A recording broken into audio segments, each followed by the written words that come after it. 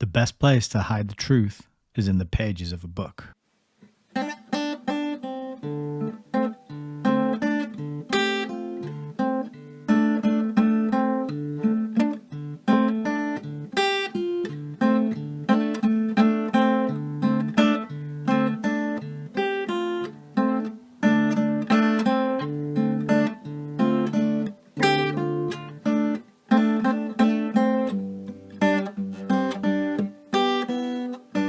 Maybe we should just read.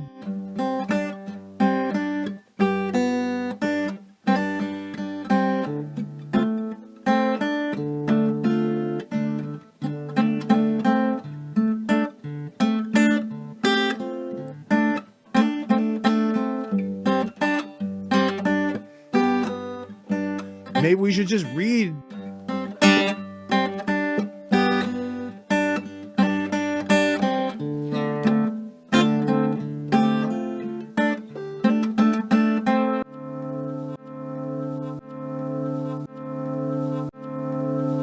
Welcome to Hayes Reviews. Hello, good evening. This is Nick, creator of Hayes Reviews. Good to have you here, and I hope you're doing very, very well out there. I hope you can hear me. I hope you can see me, and I hope you are relaxed and you've had a good day. My day's been pretty good. We got a nice bit of clear sky here. Been out for a walk earlier, got a bit of fresh air. Been at work, but you know, we got to work. We got to pay the bills. We got to buy the food. So doing what has to be done. But the highlight of my day has now arrived, and I get to be here to read a couple more chapters of this book, The Story of the Rockefeller Foundation, which I'll hold up for you there. And that's the main event. That's why we're all here. So this has been a really good reading. Welcome to the channel if you're new. We are plowing through this book now. We've got chapters 15 and 16 coming up. So we've made good progress and we've learned a lot, I think. And we hear a lot about the Rockefeller Foundation and the Rockefeller family when we are learning about how the world really works. I don't think there's any formal university courses about this family or their influence. I'm not sure there's modules in history courses taught at universities that focus specifically upon this incredibly wealthy and influential and powerful family. They sort of get sidelined, and I think that is for the reason that powerful people don't want eyes on them. They don't want to be questioned and scrutinized. They don't want to be looked at, and probably because they're up to no good, I would imagine. And so when we start to learn about how the world really works and we go to alternative news sites, maybe we watch some documentaries that are created. We might go to James Corbett or Richard Grove, David Icke, Alex Jones, any of these people who are non-mainstream. Sooner or later, we're going to come across the name of the Rockefellers. And so what I wanted to do really, and what the Hayes Reviews group in Telegram chose to do, was to read this book because it's the book written by the president of the foundation. So it's the official line on what they were up to and what they did. And that's what we've been doing on this series here. And it's been very illuminating indeed. So I do have a bit of a preamble ramble set up for you tonight. A few tabs to go through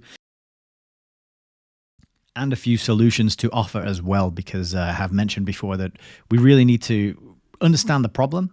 We look at the history of the problem, how we got into this situation, but we also need to pay mind to the people who are offering solutions and trying to show us ways to get out. We're kind of in that situation where we're all enslaved, but some of us have decided instead of just being slaves, we're going to switch our mindset and see ourselves as prisoners. And there's a very subtle difference there, because a prisoner wants to get out.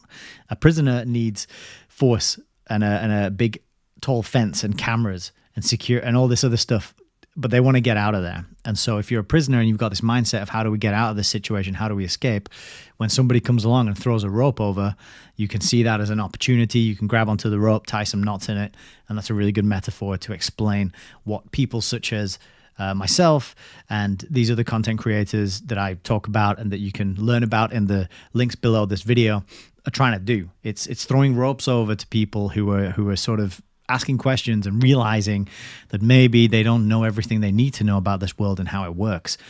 My humble contribution to that effort is to buy a lot of books and then read them and help other people learn from these books and what's in them.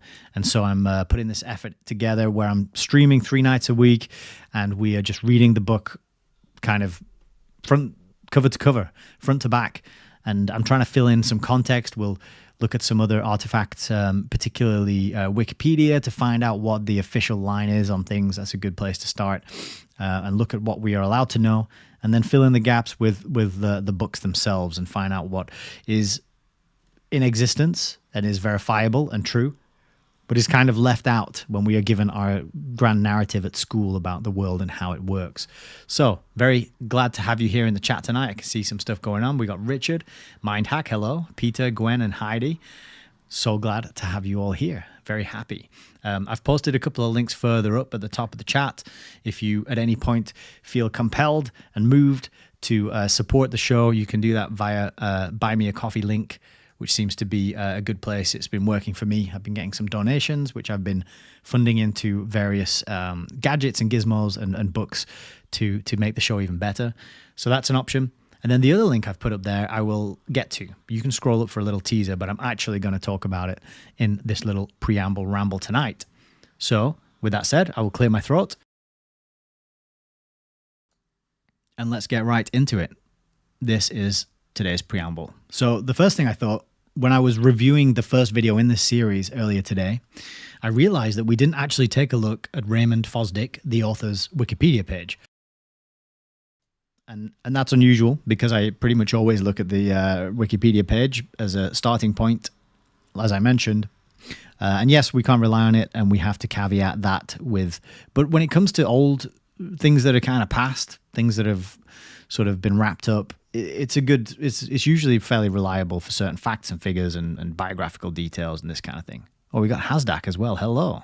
Welcome. Good to have you back. So the first thing I thought we'd have a look at is Raymond's Wikipedia page and just learn a little bit about the man himself, the author. This gentleman who died at 89 years old, so he had a good long life. Let's find out about him. So he was born in 1883, died in 1972, a lawyer, a public administrator, and an author. He served as the fourth president of the Rockefeller Foundation for 12 years. Now, just remember that 12 years. It's kind of important, and I'll tell you why on the next tab. But 12 years he served, and he was an ardent internationalist and supporter of the League of Nations, standing as its undersecretary. So quite important here to see the word internationalist and the phrase League of Nations in a sentence together. Part of the thing that I've been learning and I've been saying on this channel is that internationalism, really, if you take it to its logical conclusion, is the establishment of a one world government or an order or a system which takes into account all the world's people. And I would argue my position is that that's being built. It's pretty much already here in many ways. And I always use the example of you can fly anywhere and get a Pepsi or a Coca-Cola or a Starbucks or a McDonald's, and you can go anywhere and find a shopping mall and a cinema, the same kind of film, Marvel superhero films being shown, the same sort of culture surrounding fast food, shopping, materialism, the same sort of style, the same kind of colors in the cars, and you can see it spreading out, and we're rapidly losing our individual nationalistic identities and cultures, which is scary and quite sad, and it's a real shame, because variety is what is the spice of life, isn't it? And we like to go to different places and have different experiences and meet different people and learn things, and that's becoming harder and harder to do because everywhere you go looks the same, and that's part of internationalism. So we see here that he is an ardent internationalist and a supporter of the League of Nations. So I would also say, the League of Nations, that was the first attempt at setting up a kind of worldwide intergovernmental organization, as you can see there on that little pop-up window. It failed. America kiboshed it. They didn't want to get involved. And then the idea came back again, and only this time it was in the guise of the UN and the EU. So the plan is still there and the effort is still being pushed through. But right off the bat, we can see that Raymond is really into that sort of thing. He started he stepped down from his position in the League of Nations because it failed, and then he started a law firm and grew closer to John D. Rockefeller Jr., which would lead to a long and fruitful relationship as a friend and advisor. He grew up in a household that valued literature and learning highly, with the family often gathering around their living room table as the children chose books to read from their extensive library. This bit, I was like, yeah, fantastic. Sounds good. That's kind of how I envision my future with my beautiful wife and our beautiful children, and no television. We're actually looking at houses at the minute and looking for a place to move to start our family. We don't have any children yet. And every time the first thing I do when we go to view a house or look at the layout on the pictures online, I'm just thinking, okay, where are the books going? Where's the dining table going to go, where we're going to sit around and play board games together? My lowest priority when looking at a house and a place to live is where's the sofa and the TV going. And in fact, I think I could probably do without a big TV and a comfortable sofa. I think that I wouldn't miss that at all. So this is good. It sounds like he had a half decent upbringing and a big access to books, and was gifted with this love of reading from a very young age. And just imagine what a difference that would make in a family if you sat around and read together. It's something that I think people can return to as we are going up against technocracy and globalism and transhumanism and this data gathering, gamification of life, where everything is pushed onto the cloud and everything is part of some digital gulag system of control. We're going to have to, those of us who want to make it through this, and our offspring and future generations to make it through this, we're going to have to pivot away and largely pivot towards older ways of doing things, whether that is growing some food, repairing clothes, making your own clothes, creating your own art, playing, but just get away from these digital spy devices that track and trace and database everything we do. And I think a nice way to do that is to get back, move towards books, move towards board games or long walks in the woods and going to nature and sitting outside and putting your feet in the mud or on the grass or in the sand or on the soil. Just pivoting away from this kind of digital nightmare that is rapidly being built all around us. So I quite liked that bit, and it did give me a little warm feeling, and I felt like, oh, good for you, Raymond B. Fosdick. Sounds like you looked out there with that childhood and that family. So moving on, in his early career, Fosdick first met John D. Rockefeller Jr. while investigating the issue of white slavery and prostitution, as the latter was the chairman of the special grand jury in Manhattan, which was looking into the matter. So what I thought was quite funny here is, firstly, we all know that white people can't be slaves, right? Because the white people are the slave owners, and then all the other colors are the slaves, right? I've got to say that. That's just to make sure my channel doesn't get nuked. Interesting that they put it in inverted commas here. You know, it reminded me of the kind of Dr. Evil character in Austin Powers.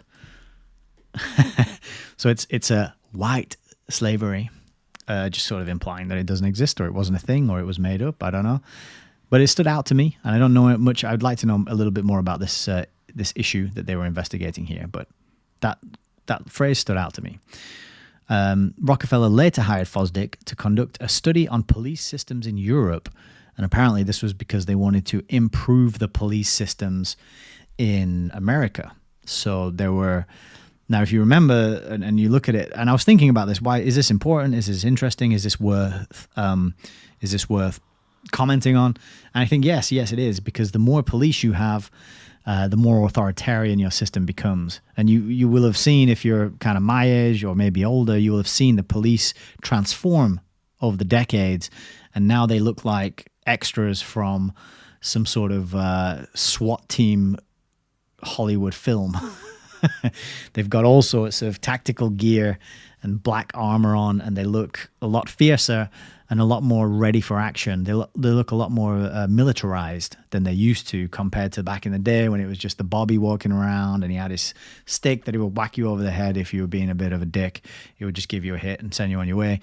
But it's that militarization of police that's happened. And so I thought it, again, quite curious and interesting to note that Rockefeller and Fosdick were looking at this way of how can we improve the police systems, but really it's all about how do we get the police to a level where they have more control, more power, more ability to restrict and control the native population. So I imagine that before these centralized police systems existed, you had, like in America at least, you had the local sheriffs. And I haven't lived in America, and I don't know a great deal about the history, about anything really, but about the history. I know that I've seen Deadwood, and that has a fictionalized account of the Wild West, and I don't know how accurate it is, probably not at all. But I know that sheriffs have a very different sort of power than the federal enforcement and the federal government has. And the local sheriffs can be, if they're good people, good men, there can be a real hedge against that sort of top-down federal level encroachment on rights and freedoms. But just another curious factor there, they really did have their fingers in all the pies, did Rockefeller and Fosdick. Not only is it education, not only is it medicine, but it's also police systems as well. So there's a publication of reports. Fosdick began to gain wider public recognition, which led to the Secretary of War Newton Baker to appoint him as chairman of the Commission on Trading Camp Activities during the Mexican border conflict. He was tasked with tackling social hygiene issues in military training camps, such as diseases linked to the ripe prostitution trade and morally corrupt behavior due to the availability of alcohol. He advocated that Baker should publicly condemn an act to suppress alcohol and prostitution. So he was certainly a prohibitionist. He wanted to get rid of alcohol. So he was into upping and increasing and empowering the police and getting rid of the alcohol. Fosdick became a civilian aide to General John J. Pershing during the Paris Peace Conference of 1919. Fosdick would subsequently be appointed to President Wilson as Undersecretary to the Provisional Organization of the League of Nations. So President Wilson, we talked about, and I did mention this in the first video of this series, but we talked about him in the Lusitania book and how he was very close to this character, General Mandel, Colonel House. It was Colonel, wasn't it? Colonel Mandel House. They had a very strange relationship. President Wilson, as much as said, Colonel House we speak with one and the same voice, and Colonel House seems to be his handler and had a very inordinate amount of sway and influence over the president there. And interesting that Fosdick is also connected with Wilson, although it doesn't. This particular Wikipedia doesn't link him to Colonel House, but I mean it's 2 degrees of separation, isn't it? And if Wilson and House speak with the same voice, then surely there would have been they would have known each other. He would later resign. Oh, so this is about him resigning from the League of Nations. He would later resign after less than a year in office due to the U.S. Senate's failure to ratify the Covenant of the League of Nations. Disappointed, he would nevertheless continue to be a strong internationalist public voice. So his dreams of gaining ground towards one world government via the League of Nations were dashed, but it didn't stop him wanting to be an internationalist. So there's a whole section here on his relationship with Rockefeller. He established a law firm after his League of Nations fantasy fell apart, and John D. Rockefeller Jr. was his first client. And then later on, he became the chairman of the Industrial Relations Counselors Incorporated, and this organization attempted to prevent labor relations crises from impacting Rockefeller Jr.'s public image. I love the way it's phrased. So it's not about resolving it. It's not about improving the relations. It's not about solving the problem and getting a better deal for the workers. No. It's just about how do we insulate Rockefeller Jr. How do we insulate and protect his image while all this like nasty stuff is going down that he's responsible for. They don't even try and put any spin on that bit. They're just like, yeah, well, we're not gonna. It would just be very obvious and on the face of it and upfront about what is actually going on. So I thought that was a good bit of wording. So Fosdick was also pivotal in the creation of philanthropic organizations such as the China Medical Board, which was created by Rockefeller Jr. as a result of Fosdick's earlier survey of China's medical problems. So I highlighted this just because it backs up what we read in the book here about 2 or 3 videos ago last week. There was a whole chapter on there. Massive amounts of investment in China. So I just wanted to sort of highlight that because it qualifies it and backs it up. When people ask why are China so powerful, why are they such a threat, why are they so ahead of the curve, and well, Rockefeller money is the answer. Okay, so moving on, president of the Rockefeller Foundation. Next, we learned that due to his strong passion for internationalism, Fosdick pushed the foundation beyond the impressive research capabilities it had developed to put greater focus on international knowledge dissemination. So what we're learning in the book is that this money was really used to kind of homogenize knowledge around the world, and it was this funding was used in the pursuit of knowledge for knowledge's sake. And there was a little bit of talk and a bit of lip service played to this concept of, is all knowledge good and should we just go after knowledge all the time? But really we see that the mentality looks very much like all knowledge is good knowledge, and gaining knowledge is the means in and of itself, is the end as well that we're going for. So, but as well as gaining knowledge, I think international knowledge dissemination, we could probably more accurately think of it as international knowledge consolidation, because I've mentioned quite a few times how the Rockefeller Foundation and their work actually became the foundation for the Big C event of 2020 and that whole thing that we lived through. And I think that would be down to consolidating a scientific, materialistic worldview throughout the countries of the world. And I think there's probably a good case to be made there about that being true. But moving on, in the years leading up to the war, he worried about the increasing tide of totalitarian regimes and what he called the impending intellectual blackout. Fosdick had done his best to avoid this conclusion by continuing to support research and other programs regardless of politics, even in Nazi Germany, until the war began. So you can see this mentality of these internationalists, the scientific materialists. They're not interested in politics. They operate above and beyond politics. They are kind of like, well, you can have your little competition between the red team and the blue team and your arguments over it. Fine, whatever. But we're operating on another level outside of that. And actually, there's another clue that is the case earlier on. I think, this bit. Fosdick starts his career as a public investigator for the city of New York, and he gets appointed the Commissioner of Accounts. And then he gets a bit of a hard-on for Woodrow Wilson. And then Fosdick is nominated as auditor and comptroller of the Democratic National Committee, despite the fact he was a lifelong Republican. So, the illusion of this two-party system, as Ryan Christian of Last American Vagabond always refers to it, it is an illusion, and it's like a fairy tale for adults. You can believe in it, but the people who are really holding power and influence and wealth and money, they know it's just a kind of fairy tale that they feed to people.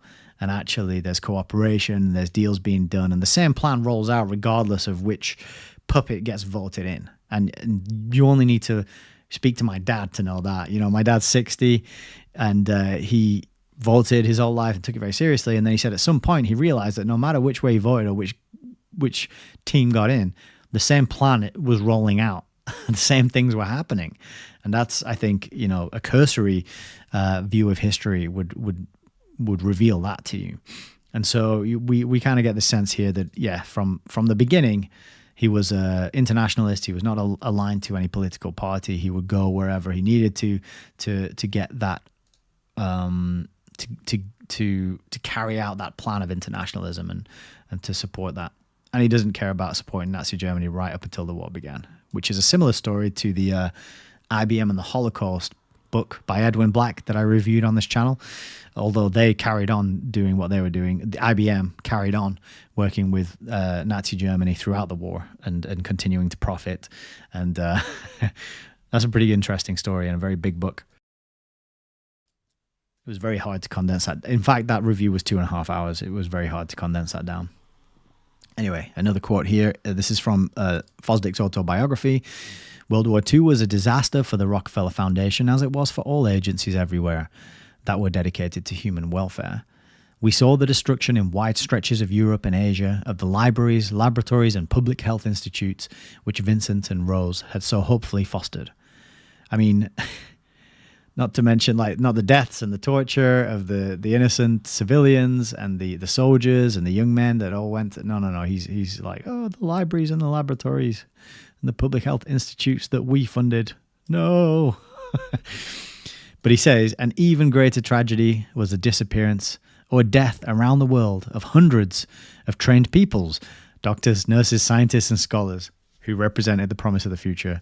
So, sorry if you're a soldier, but you're not really much of a tragedy in the eyes of Raymond Fosdick.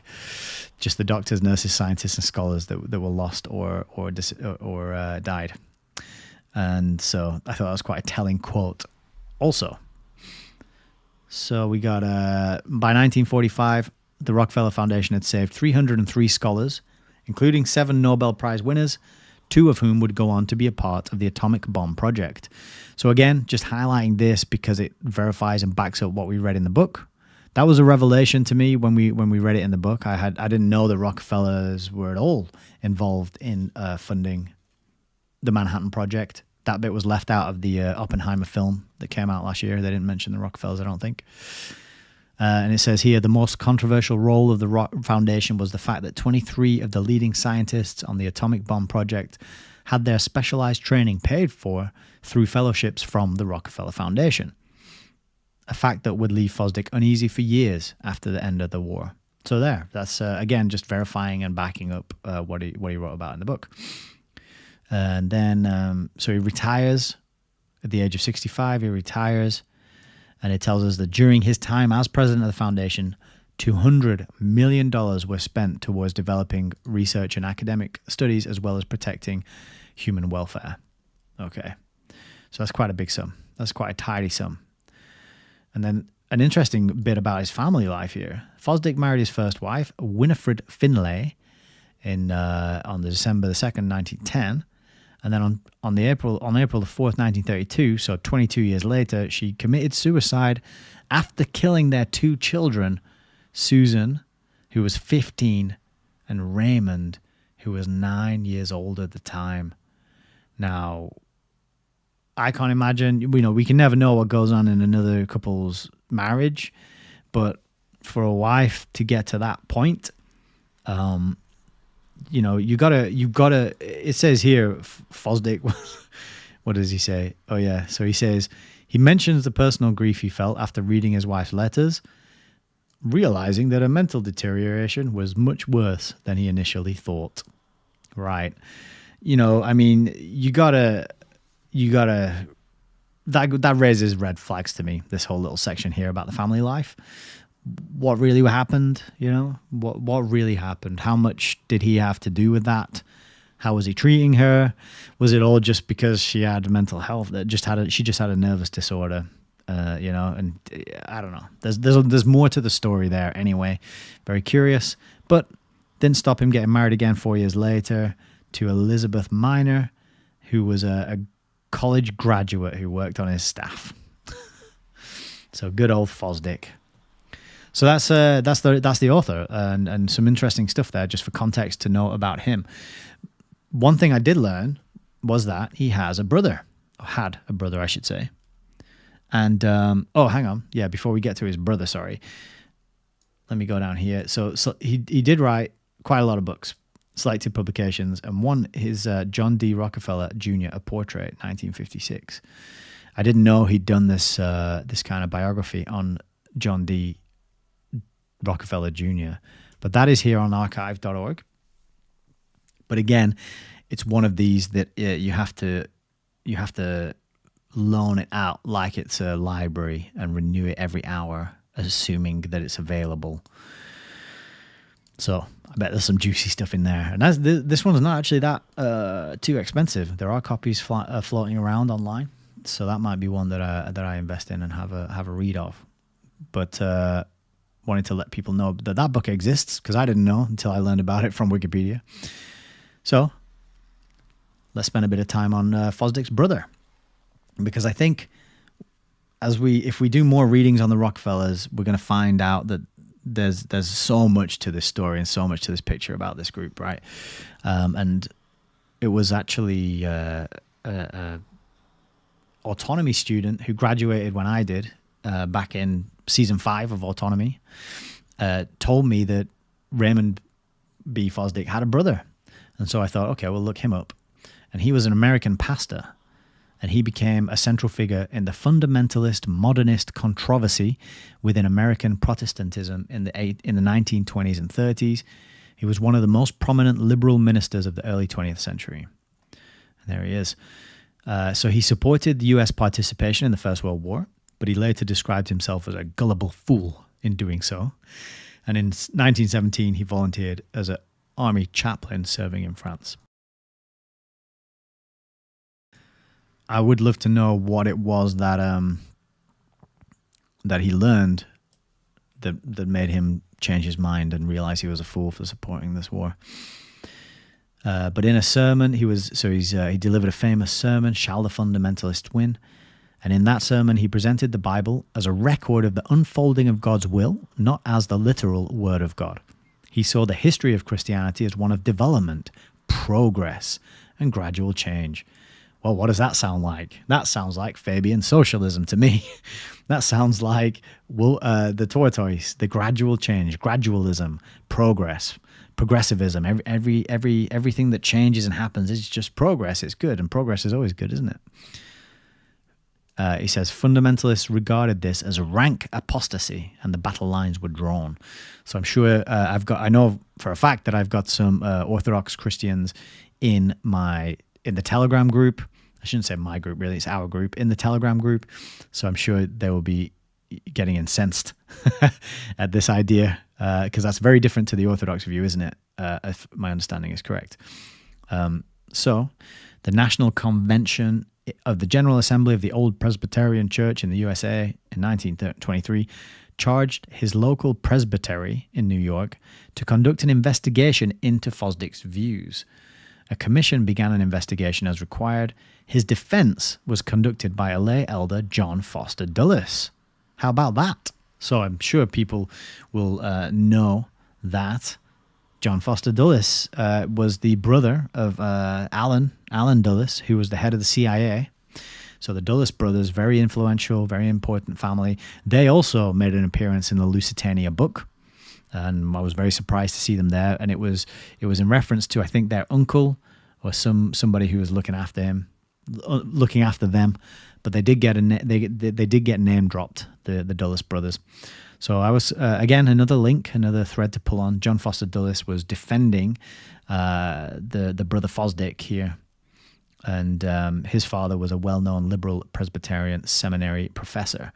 So there's this link here that there's this kind of maybe hiding in Christianity or pretending to be a certain flavor or brand of Christianity in order to get, I suppose at this time, this is kind of before the scientific worldview, the atheism has been very widely pushed for many, many years. You know, at this point in history, the last few generations have had that pushed on them, and so it's not controversial anymore to take that position. In fact, it's the default position, and more and more nowadays, it's controversial to say that you believe in God and you don't believe in the Big Bang and macroevolution, right?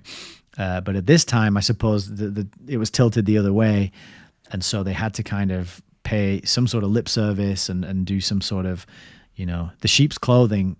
The wolf in sheep's clothing metaphor probably fits very well here. The sheep's clothing being, I'm a Baptist minister, and yet underneath, he was a wolf.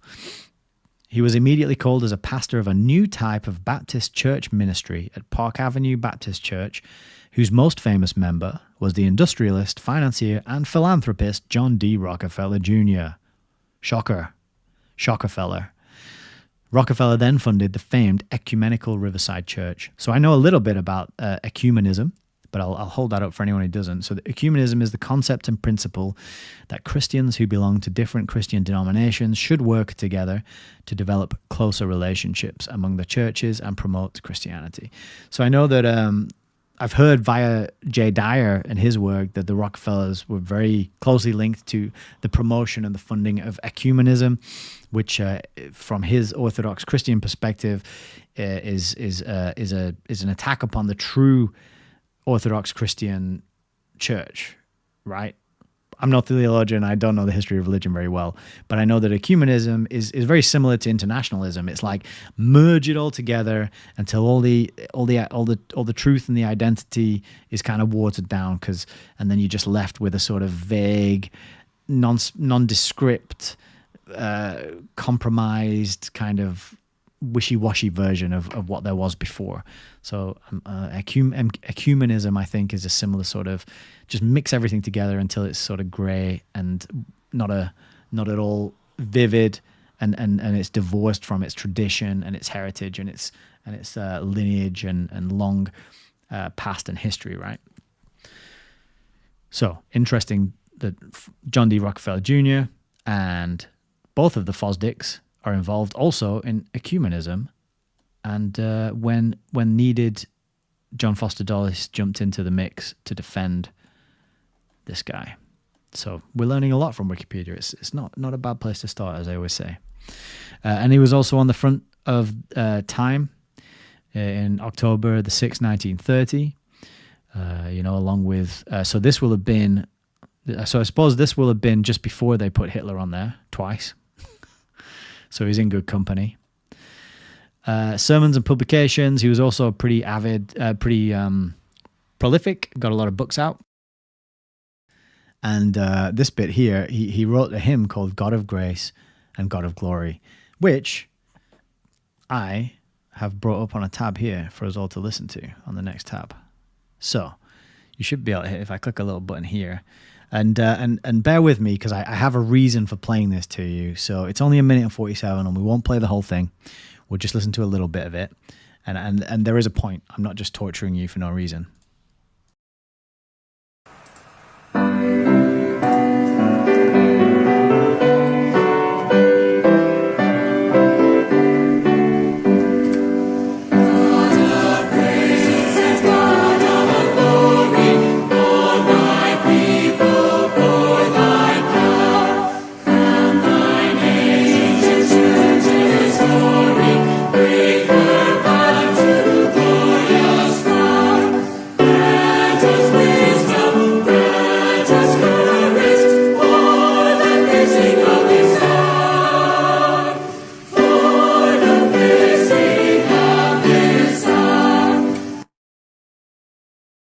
Okay, that's enough of that.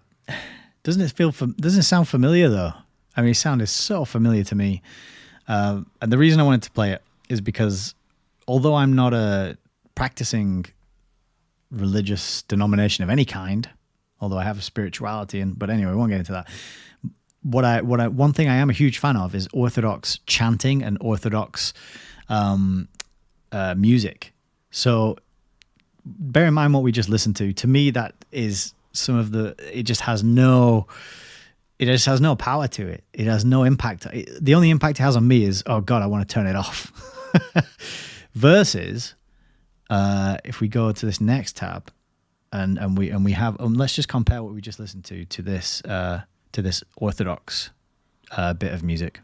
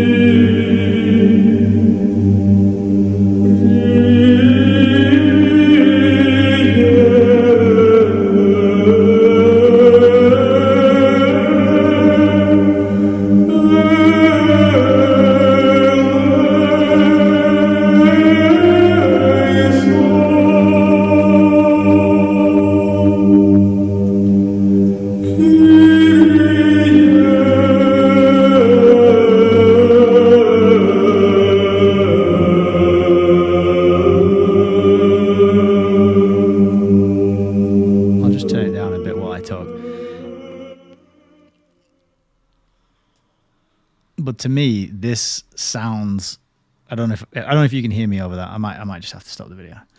But to me, this really sounds like something. Sounds like something. It's got power. It actually sends shivers. It makes me, I don't know. I can't even put it into words, the effect that this kind of music has. And this playlist is really good, by the way. This whole 1 hour, 24-minute thing. And you got the individual songs down here if you want to check them out. But to me, yeah, there's a big difference between the two.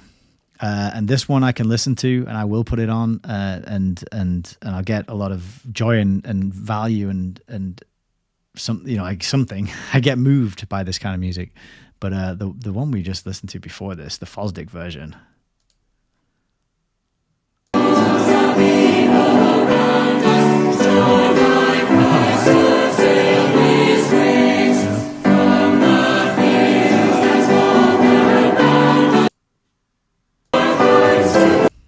Okay, so I just wanted to make that point. When I saw that he'd written a hymn, I thought, I can probably listen to that, and there it is, and it's bad, in my opinion, my humble opinion. I'm no hymn writer. I can't really criticize, but yeah, it's not doing it for me. So I just thought it'd be an interesting little comparison to make. So let's carry on with this. This is another interesting part here about Fosdick, Fosdick 2, Fosdick brother. He was an advocate of theistic evolution. He defended the teaching of evolution in schools and rejected creationism. He was involved in a dispute with the creationist William Jennings Bryan. So that's quite fits into our sort of idea that the pushing of Darwinism, of the materialistic Big Bang, everything evolved from nothing kind of narrative, which means nothing means anything because there's no purpose or design or intention behind any of it. He even as a religious person, he took that view that that evolution should be taught in schools and get rid of creationism, and instill that idea and message into young people that nothing really means anything. So hopeless, and what's the point, So he was an active member of American Friends of the Middle East, a founder of the Committee for Justice and Peace in the Holy Land, and an active anti-Zionist. So kind of on the right side of something, at least. And he was a major influence on Martin Luther King Jr., who said that Fosdick was the greatest preacher of this century. King drew on Fosdick's writings and sermons for some of his own sermons. And massive amount of publications there that he got done in his life. Extended family-wise, Fosdick's brother was essentially in charge of philanthropy for John D. Rockefeller, running the Rockefeller Foundation for 3 decades. So you remember back here, it says he ran it for 12 years, wherever that was. Remember I said, oh, there it is. So look, he ran it for 12 years. And then over here on his brother's Wikipedia page, it says he ran it for 3 decades. So maybe he retired officially, but was kind of still pulling the strings and involved. But off kind of like the way Obama runs things now, and said he would like to run the country, but on the other end of a phone while he was wearing his sweatpants. But Rockefeller funded the nationwide distribution of "Shall the Fundamentalists Win?" which was a title, which was a book, of this Fosdick brother, but he put a more cautious title on it. And this direct mail project was designed by Ivy Lee, who we have talked about before as well. And we kind of the timeline lines up that Ivy Lee was brought in to also help John D. Rockefeller Jr. with his public relations, with his failing image, as his workers were being treated unfairly and murdered as well in some cases.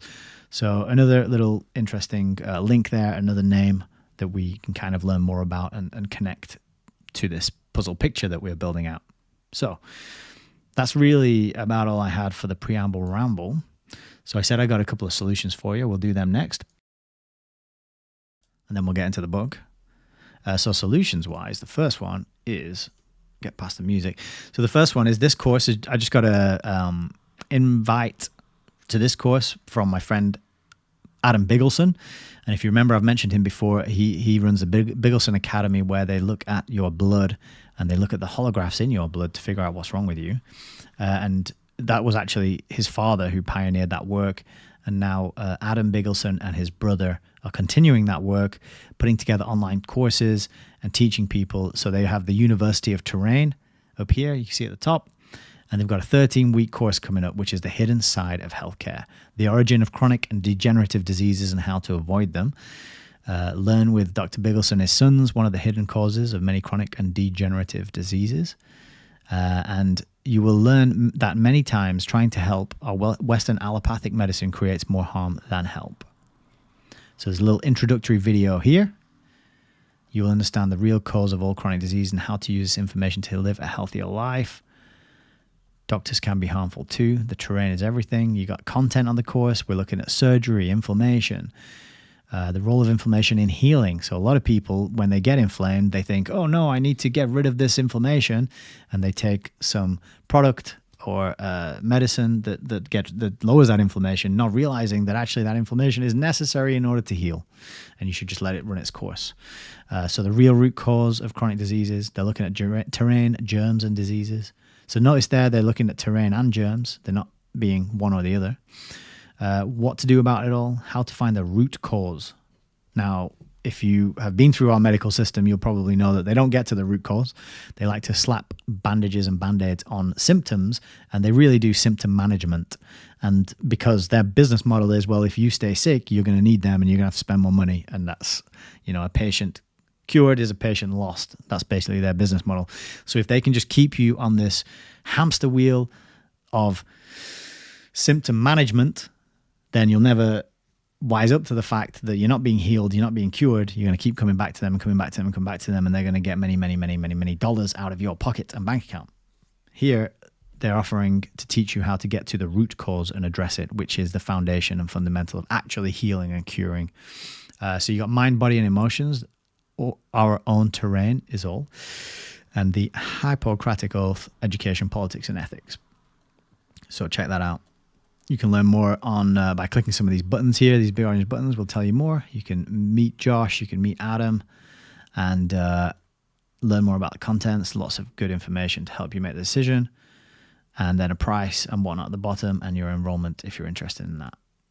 So yeah, that's something worth considering if you're in the market for a product or a bit of learning that you can take with you for the rest of your life and keep you on the right side of health, and you can learn and teach and coach others with. That'd be a good place to start and consider. On the topic of allopathic medicine as funded by the Rockefellers, I think we know that there's something seriously broken and missing from that paradigm that needs to be put back in. And I think that's what Adam Bigelson are trying to do. Adam Bigelson and his brother are trying to do. So that is my first solution for you to consider. And the second one is this old school looking website, but do not let the old school style of the website deceive you. This is going to be a very excellent event. And this is the Red Pill Expo 2024. This is G. Edward Griffin's event. Go away, Leah J. I don't want to talk to you right now. June the 15th and 16th in Rapid City, South Dakota. There's a attend. You can attend in person. You can watch the live stream. And full disclosure, I am an affiliate of this event. So if you choose to purchase, then I'll get a little cut of that. But I think that aside is very much worth considering, because we should all know G. Edward Griffin. He wrote The Creature from Jekyll Island, done incredible work trying to help people get to grips with how the world really works. He's got fantastic interviews with, I think he did the Yuri Bezmenov interview, that very famous one, where Yuri Bezmenov explained the 4 stages of communist, what would it be? Communist, the way they bring down a country from within gradually, and the 4 stages. And the one that always sticks in my mind is demoralization, where you just get people to really be so miserable and unhappy and depressed that they'll just embrace any change or any positive thing that happens. It's an incredible interview. So G. Edward Griffin, he's been at it for quite a while, and he's an incredible speaker, and he has a fantastic story, which he talked to Richard Grove about on the Ground Theft World podcast. And you can see, like me, he's a book nerd. I found out and so I was going to say he was roommates with J. Edward Epstein, but I don't think that's true. I think that was John Taylor Gatto. That's why I stopped myself before I said something that was incorrect. But yeah, there's a little video here that tells you what his expo is all about and a little background on it. If we go down, we can have a look. And I only revisited this today, and I found, very interestingly, that they got David Webb there talking about, who's the author of The Great Taking, which is a very important book. David Webb's been interviewed on the Parallel Mic broadcast, and I was surprised to see that he was taking part in this event, but that's great, because I respect G. Edward Griffin. I love his work. And I'm a fan of David Webb, and it's always good when two people you have trust in and you look up to kind of come together, and it sort of gives you a little nod and nudge that they trust each other, and so it kind of reinforces your sort of confidence in their work, right? So they've also got Andrew Kaufman there, who I'm sure there it says right there, he's the advocate of the terrain theory of disease. Mickey Wills, he did the Plandemic series of films 1, 2, and 3. I haven't seen the 3rd one, but I've heard it's fantastic. And then all these people, I don't actually know any of these people, so I won't dwell too much on them. Lee Merritt, I've heard her name. But that is another, I think, good event. And then there's optional activities as well. So that's another solution. The solution is often begins with learning. It begins with adjusting what we know getting some grammar on the situation, and coming to grips with the terms of what it is that we need, the problem that we need to solve, and the solutions that are out there and available. And I think now more than ever, independent content creators and producers and people who've been out, because G. Edward Griffin, he's inspired so many people, you know, over the years. And I think he's in his 80s, if not his 90s, and he's still articulate and well-spoken. And you can actually, maybe we'll just a little bit of this video. Apologies if you can hear that alarm going off in the back on the street somewhere, but it's not real. Let's see. Hi, I'm Ed Griffin, and it's my pleasure to welcome you to Red Pill Expo, which is a project of Red Pill University. Now, I think that by now almost everyone knows that the Red Pill meme comes from the 1999 sci-fi movie called The Matrix. Now, the storyline is that humans are living in a state of total illusion. Everything they think they're doing is just in their minds. It's not real. If they want to experience reality, well, then they have to escape the Matrix, and to do that, they must take the red pill. I think we'll leave it there. You kind of get the point. And that is and reject linked underneath this video. If you're interested in learning more, you know how you can do that. So that is, I think that is it for my preamble, intro, ramble. Let's have a look. Yeah, that's all I got for you. But I think you'll agree that that was quite a good amount. So let me move things around, and then we will get into the reading of the book, which is what we're all here for, isn't it? Let's be honest. And gonna move some stuff. That's going over there. I've got two screens and two browsers, but this is the best way to do it. So yeah, if you have a look at the top of the chat here, I posted my link to the expo, which you can click if you're interested in learning more about that. Maybe you're in the area, or you want an excuse to be in the area. I'm not going to make it there in person, obviously, here from all the way from England, although I would love to. It would be so good to get over there at some point. But as I mentioned, I'm saving up for a house. So I got other priorities at the minute than jet setting around to attend conferences and meet wonderful people. But I'm sure it'll be great. And David Rogers Webb, Mickey Wills, and Andrew Kaufman are all people that I think are worth learning from. So let's have a quick review of comments, and then we'll get into reading. So, good evening. Yeah. So Hasdak said his surname is in English meaning foot ditch. So I suppose this is Fosdick. It means foot ditch. What a strange name. I'm not even sure what a foot ditch would be or refer to. Heidi saying sheriffs are very important there. Mindhack says sounds like an unpleasant character. Yeah. Peter says, your quotes are always massive, man. I appreciate it very much. Now trade all of those material distractions with praying/praying distractions. No preach, no recruitment, no conversion. And best to stay away from whataboutisms when comparing distractions. Wise words. Good. We got Heidi says evil, evil, evil. I presume that's in reference to the Fosdick brothers, not to me. I'm sure that's not to me. Peter says it was a BS proclamation pretending to regret so he could get into heaven. Right. So this is the second Fosdick brother supporting the war and then be like, oh no, I was wrong. Probably. I would agree with you there. And then a lot of people saying they're going to be nauseous about the I think that was around the time we were listening to the hymn. So Hasdak says, I'd rather listen to Enigma from the 1990s. Gwen says, so beautiful. Thank you very much, Gwen. You know, I shaved today, and I hope. No, I know you're referring to the Orthodox chanting, but it's beautiful. It's very stirring. It's very rousing. It's very powerful. Way more so than the Catholic hymns that I grew up with, for example. They were just. I don't know. It's hard to put into words because music's such a subjective thing. But I am a musician. I have been since a very young age, and I write music. And all the guitar music on this channel, intros and outro and everything, that's all me, and that's all original. So I do have a little bit of a ability to comment on music, But that kind of hymn just does nothing for me. It sounds like it's like the cornflakes of music. You know, like if you're going to eat cornflakes, it's the blandest. Like cornflakes were literally designed to stop people masturbating, stop people get sexually aroused. The idea was if you have the blandest food that is possible, it will stop people getting randy and horny, and that will be a good thing because people shouldn't be randy and horny apparently. And to me, that music achieves the same effect as cornflakes did, or as cornflakes was intended to. So.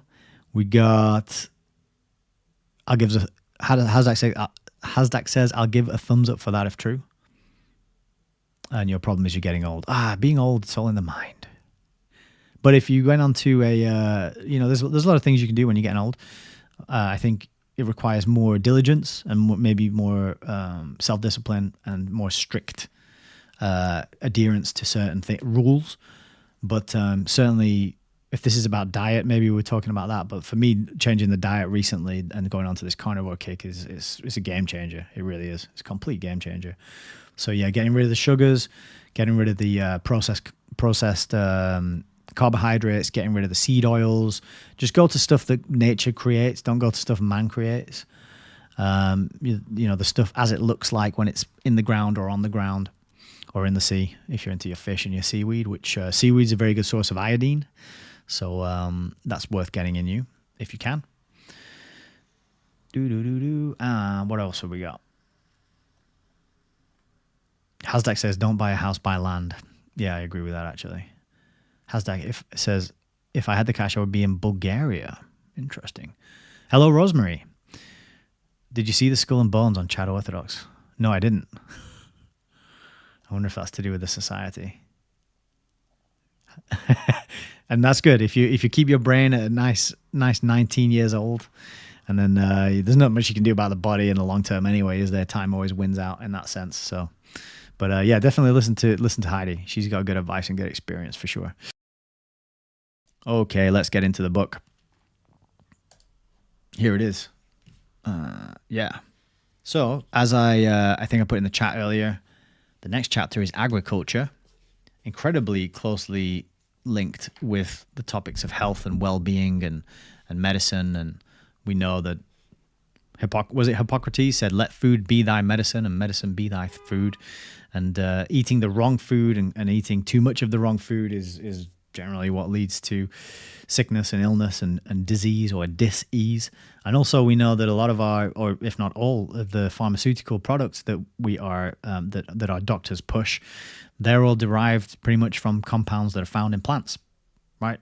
And we've discussed before, like they don't want you to just grow the plants yourselves and learn how to grow them, make medicine and balms and healing, whatever from them, in a dirt patch in your back garden. No, they don't want that because that's not a business model that they profit from. That's too much independence from the system, and it's too much benefit for you and your family and your loved ones to have that knowledge. And so they'd rather process it and patent it and then give it to you over and over and over again to manage your symptoms, never getting to that root cause of why you're actually ill in the first place. So let's get on with it. Agriculture, I'm sure this is going to be revealing and there'll be some good stuff here to learn. So chapter 15, agriculture. Agriculture is one of the oldest interests of the Rockefeller boards. Back in 1903, the newly organized General Education Board undertook a survey of the educational needs of the South. It had no thought of an agricultural program. It was interested only in schools. But the officers had not proceeded far before they realized that the improvement of school systems supported by taxation was inextricably interrelated with the improvement of economic conditions, and since agriculture was the principal source of the South's livelihood, little could be done about the interest in education until something was done about agriculture. The board's survey was therefore extended to include this field, and Dr. Bucktrick spent almost a year visiting agricultural colleges not only in the South, but in various parts of the country. It was while he was in Texas that he learned of the work of Seaman A. Knapp. Texas at this time was the chief battleground in the fight against the boll weevil, a pest which had recently crossed over from Mexico and was devastating the cotton fields.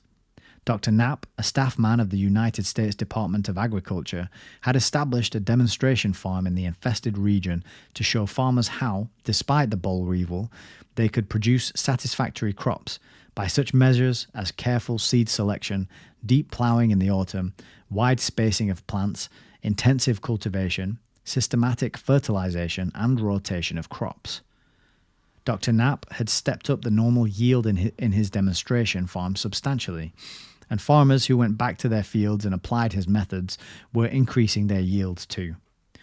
Dr. Buttrick was deeply impressed. If the demonstration method paid in dealing with a pest-ridden farm, was there not every reason to suppose that it would pay still more handsomely where no handicap existed? He reasoned. In Dr. Knapp's farm, demonstration work limited at that time to combating the boll weevil, the General Education Board found the answer to its search for a method of delivering the existing knowledge of effective agricultural process to present farmers. A cooperative arrangement was worked out. The United States Department of Agriculture agreed to carry on the demonstrations in weevil-infested states, and the General Education Board agreed to provide funds for extending the work to other states, both programs to be under Dr. Knapp's direction. This joint effort, launched in 1906 in a few rural centers in 6 states, rapidly multiplied until the entire South was dotted with nearly 100,000 demonstration farms. Later, the program was extended to Maine and New Hampshire. Each demonstration farm served its surrounding territory as a practical seminar in scientific agriculture, showing hundreds of farmers how to engineer a crop to a successful yield. From cotton, the program was expanded to embrace corn and other crops, and it played an important part in the movement for crop diversification. It kind of reads like that nobody had ever figured out how to grow stuff before, doesn't it? Like, oh, we just didn't know how to grow things before the Rockefellers came along with their demonstration farms and showed us how to do it. By 1914, the General Education Board felt that the practical value of the work had been established and its continuance could be left to others. The board had invested close to $1 million in the farm demonstrations. The United States Departments of Agriculture had invested double that amount, and, significantly, the Southern people themselves had put more than $1 million into the effort. The demonstration farms paved the way for the development a few years later of the nationwide Agricultural Extension Service, supported by public funds and administered jointly by the Department of Agriculture and the land-grant colleges. When Dr. Rose and his associates of the International Education Board were planning their dual program for the advancement of the natural sciences and of agriculture, as related in Chapter 12, this earlier experience of the General Education Board stood them in good stead. Indeed, in Dr. Rose's preliminary memorandum of 1923, listing the various possibilities which were being considered by the International Education Board, the first item was farm demonstration. And the first project in agriculture actually undertaken by the board was a plan for cooperation with Denmark in farm demonstration work, a movement that soon was educated to Norway and Hungary. The agricultural program of the International Education Board was, as we have seen, directed by Albert R. Mann, who had been borrowed for the purpose of the New York State College of Agriculture at Cornell. Dr. Mann spent 2 years in Europe on this assignment, visiting all its important agricultural regions west of Russia, becoming closely acquainted with the agricultural problems of each and developing a program which reached into more than a score of countries. The principle of seeking out the most promising youth and assisting their development was applied in the International Education Board's agricultural program as it was in its natural science program. Yeah, so again, they're like the, what were they? There were academic scholarships, like the Rhodes scholarships. They're seeking out and keeping an eye out for the promising youth and assisting their development. So that means who's on board with the plan, who's not going to ask questions, who's going to go along, who's got the same sort of values as we have. Not necessarily who is the most skilled, not the most moral, or who's the best leader or the best example of high levels of integrity and expertise. It's more about like Who can we groom? Who can we groom to continue rolling out these schemes and plans and administer these projects that we're funding after we're gone? Altogether, 233 young people in 31 nations were given fellowships in agriculture to prepare them for posts in teaching, research, and administration. There you go, administration. Told you. Aid was also given to a number of centers of agricultural education and research. Notable among these was the College of Agriculture of the University of Sofia, the Department of Research in Animal Breeding at the University of Edinburgh, and coordinated laboratories of agriculture, botany, zoology, and physiology at Cambridge University. The grant on behalf of Sofia enabled the university to complete its agricultural building. Those on behalf of Edinburgh and Cambridge provided equipment and support as well as buildings. In addition to the projects in Europe, the International Education Board sponsored a joint undertaking between Cornell University and Nanking University for the improvement of agriculture in China. This improvement was promoted through research in plant breeding and through the training of young Chinese in its principles and techniques. The Central Experiment Station was a farm near Nanking, but missionary colleges and other institutions in several areas became interested. And eventually, there were 11 cooperating stations. This research and training program was kept close to the soil. As rapidly as superior strains of cereals, beans, and other crops emerged from the experiments, a plan was worked out for distributing the seed to the farmers. As the International Education Board's ventures in agriculture had been guided by the General Education Board's experience, so the Rockefeller Foundation benefited by the earlier work of the International Education Board in the Far East.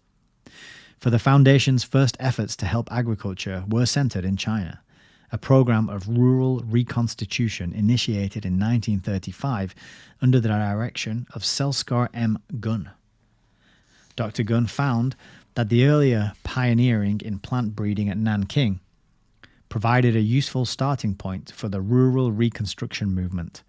Indeed, the Department of Agricultural Economics at Nanking University became one of the principal centers of the Foundation's China program, and closely related to its work, there were projects in animal husbandry and veterinary medicine at the nearby National Central University, as well as projects in the control of insect pests at the National Agricultural Research Bureau. The China program enlisted the additional cooperation of Yeqing University, Nankai University, Peking Union Medical College, the Chinese Mass Education Movement, and other institutions and organizations. It embraced, in addition to agriculture, such related interests as sanitation, preventive medicine, marketing, rural economy, rural administration, and community works. All the projects were integrated with the central idea of improving the lot of the 85% of the Chinese people who lived by agriculture. Several hundred young Chinese received training on fellowships, a few in the United States and other foreign lands, but most of them in the homeland and on local projects associated with rural reconstruction. The China program was, frankly, an experiment. Primarily, it was an attempt to awaken the Chinese universities and other native authorities to the means of national reconstruction that were available through improvement of the rural economy. To make any noticeable impact on a vast human aggregate represented by the hundreds of millions of rural Chinese required time and patience, and the trustees of the foundation realized that decades would doubtless pass before the effort would bear conspicuous fruit. Even so, in the few years of its operation, the program yielded many tokens of its value. One result was the coordination of several fragmentary native efforts into a united movement to improve the lot of the Chinese peasant. Another was the discovery of leadership material among the youth. The foundation had put more than $1 million into this ambitious venture when, in 1939, the engulfment of war forced a curtailment of the effort. Fragments of the work were continued in after years, but like many another war-blasted project, its eventual appraisal must await the verdict of time. 2. Meanwhile, a wholly unique program in agriculture was being developed in Mexico. Its genesis was a casual comment to the writer of this history in 1941 by Henry A. Wallace, then Vice President of the United States, who had just returned from a visit to that country. He remarked that if anyone could increase the yield per acre of corn and beans in Mexico, it would contribute more effectively to the welfare of the country and the happiness of its people than any other plan that could be devised. This idea was discussed with the foundation staff and with the trustees, and as a result, Dr. E. C. Stackman of the University of Minnesota, Dr. Paul C. Mangelsdorf of Harvard, and Dr. Richard Bradfield of Cornell were enlisted as an advisory committee to explore the situation. It was on the recommendation of these three eminent agricultural scientists, after they had spent several months on a reconnaissance tour of Mexico, that the Foundation voted to embark upon a special program of agricultural research and development in that country. The Mexican Department of Agriculture officially invited the cooperation of the Foundation, and early in 1943 a formal agreement was entered upon between the two for a joint program to be organized within the department and be operated by the Foundation. The proposed program was indeed a new venture. All previous Rockefeller undertakings in agriculture, those in the General Education Board, of the International Education Board, and of the Foundation in China, had been distributive programs. That is to say, the responsibility in each of these earlier projects was limited to the providing of funds. Grants were made to universities and other institutions, but beyond that, the Foundation did not enter into any of the scientific or technical details involved in the actual carrying out of the operation. The formulation, direction, and conduct of the project were left entirely to the recipients. In Mexico, in contrast, the Foundation agreed not only to provide assistance in financing, but also in direction and operation. This meant the employment of a staff of agricultural scientists and active participation in the planning, organization, and conduct of agricultural research. It was the sort of program that the Foundation had long been engaged with in hookworm, yellow fever, and other public health projects through its International Health Division. But never before had it attempted an operating program in any of the natural sciences. Dr. J. George Harrar, who had had previous experience in Latin America, was engaged to head the work as the Foundation's field director for agriculture, and the brilliant success with which this new type of activity has met is in no small degree due to his character, judgment, and distinguished capacity for leadership. The Mexican Department of Agriculture created the Oficina de Estudios Especiales as a division to embody the joint undertaking, and it appointed Dr. Harrar Chief of Special Studies. For several months of 1943, Harrar was the sole scientific member of the Oficina, and most of the time he spent in the field getting acquainted with Mexico. On horseback, by automobile, by train, and by aeroplane, he covered thousands of miles of rugged terrain from the lush tropics of Veracruz to the rich plateau, arid plains, and austere mountains farther north, frequently accompanied by Mexican colleagues from other bureaux. On these trips, he began to collect seeds for later appraisal. Harrar is a plant pathologist, and before the end of the first year, a geneticist was added to the staff. Then came a soil scientist, later an entomologist, and as rapidly as the work grew, other experts were added, until by 1950 the staff numbered 11 American scientists, in addition to more than 60 Mexican associates. Since the establishment of the Oficina, administrative headquarters have been in one of the buildings of the Mexican Department of Agriculture in Mexico City, but its chief research center is a special laboratory built for the purpose on the grounds of the National College of Agriculture in Chapingo, a few miles outside Mexico City. In addition to this modern laboratory and adjacent greenhouses, 250 acres of the college fields are used in the researches. Outside of Chapingo, experimental plantings are made on farm plots scattered all over Mexico. The investigations carried on by the Oficina have included experiments with soil management, fertilizers, insecticides, and fungicides, conservation measures, irrigation, the use of labor-saving farm machinery, and, basic to all, the selection and development of superior plant varieties. And who wants to bet that these fertilizers, insecticides, and fungicides were toxic products that you would not want anywhere near your food? Beginning with Harar's initial tour of Mexico, there has been a continuous search for native varieties of corn, and more than 2,000 different strains have been collected and tested. The tests showed that 16 of these native mazes were superior. They differed in time required to mature, in size and shape of grain, in adaptation to different altitudes and latitudes, in resistance to diseases. Some that gave good yield in an arid region were poor in the humid tropics, but each had qualities which recommended it. The 16 varieties were sown for seed increase, and, following extensive yield tests, 6 were offered to Mexican farmers for planting.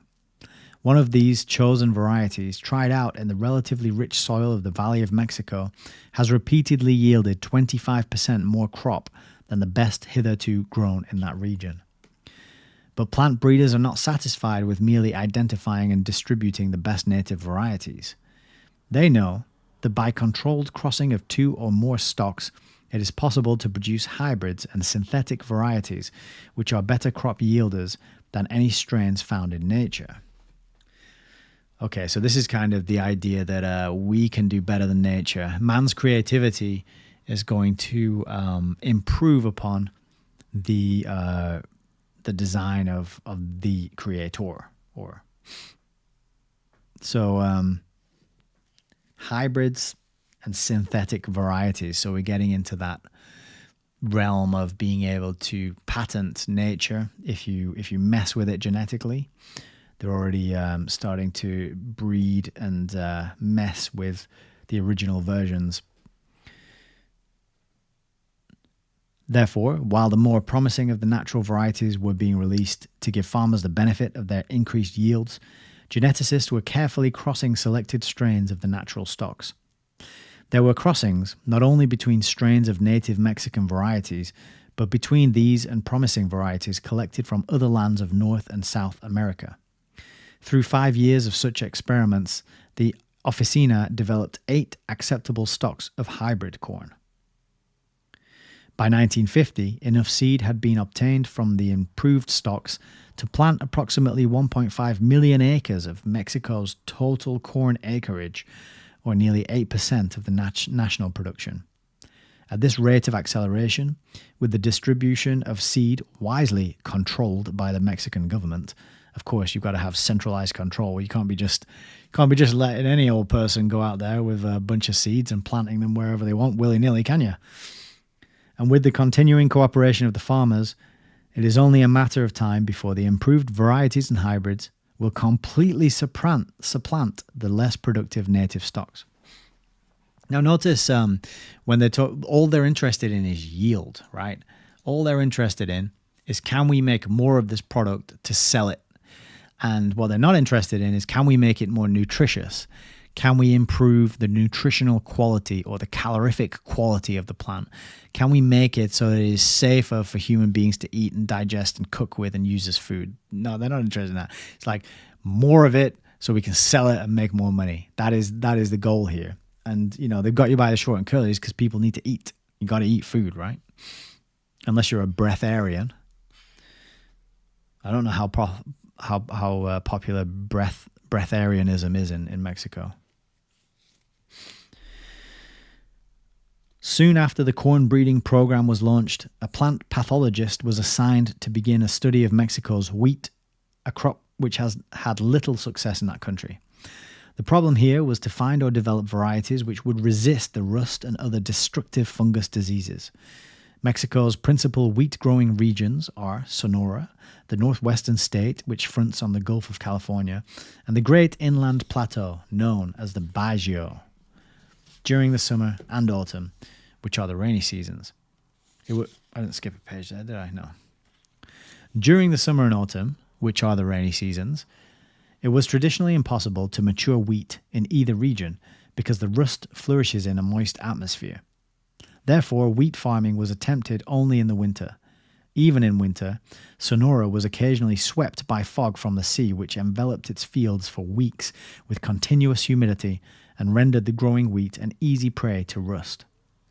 Following the example of the corn breeders, the wheat researchers combed the hemisphere, and indeed such other distant regions as Australia and New Zealand, for contrasting varieties of their cereal. Hundreds of strains were collected, many long cultivated in Mexico, but a number from outside countries.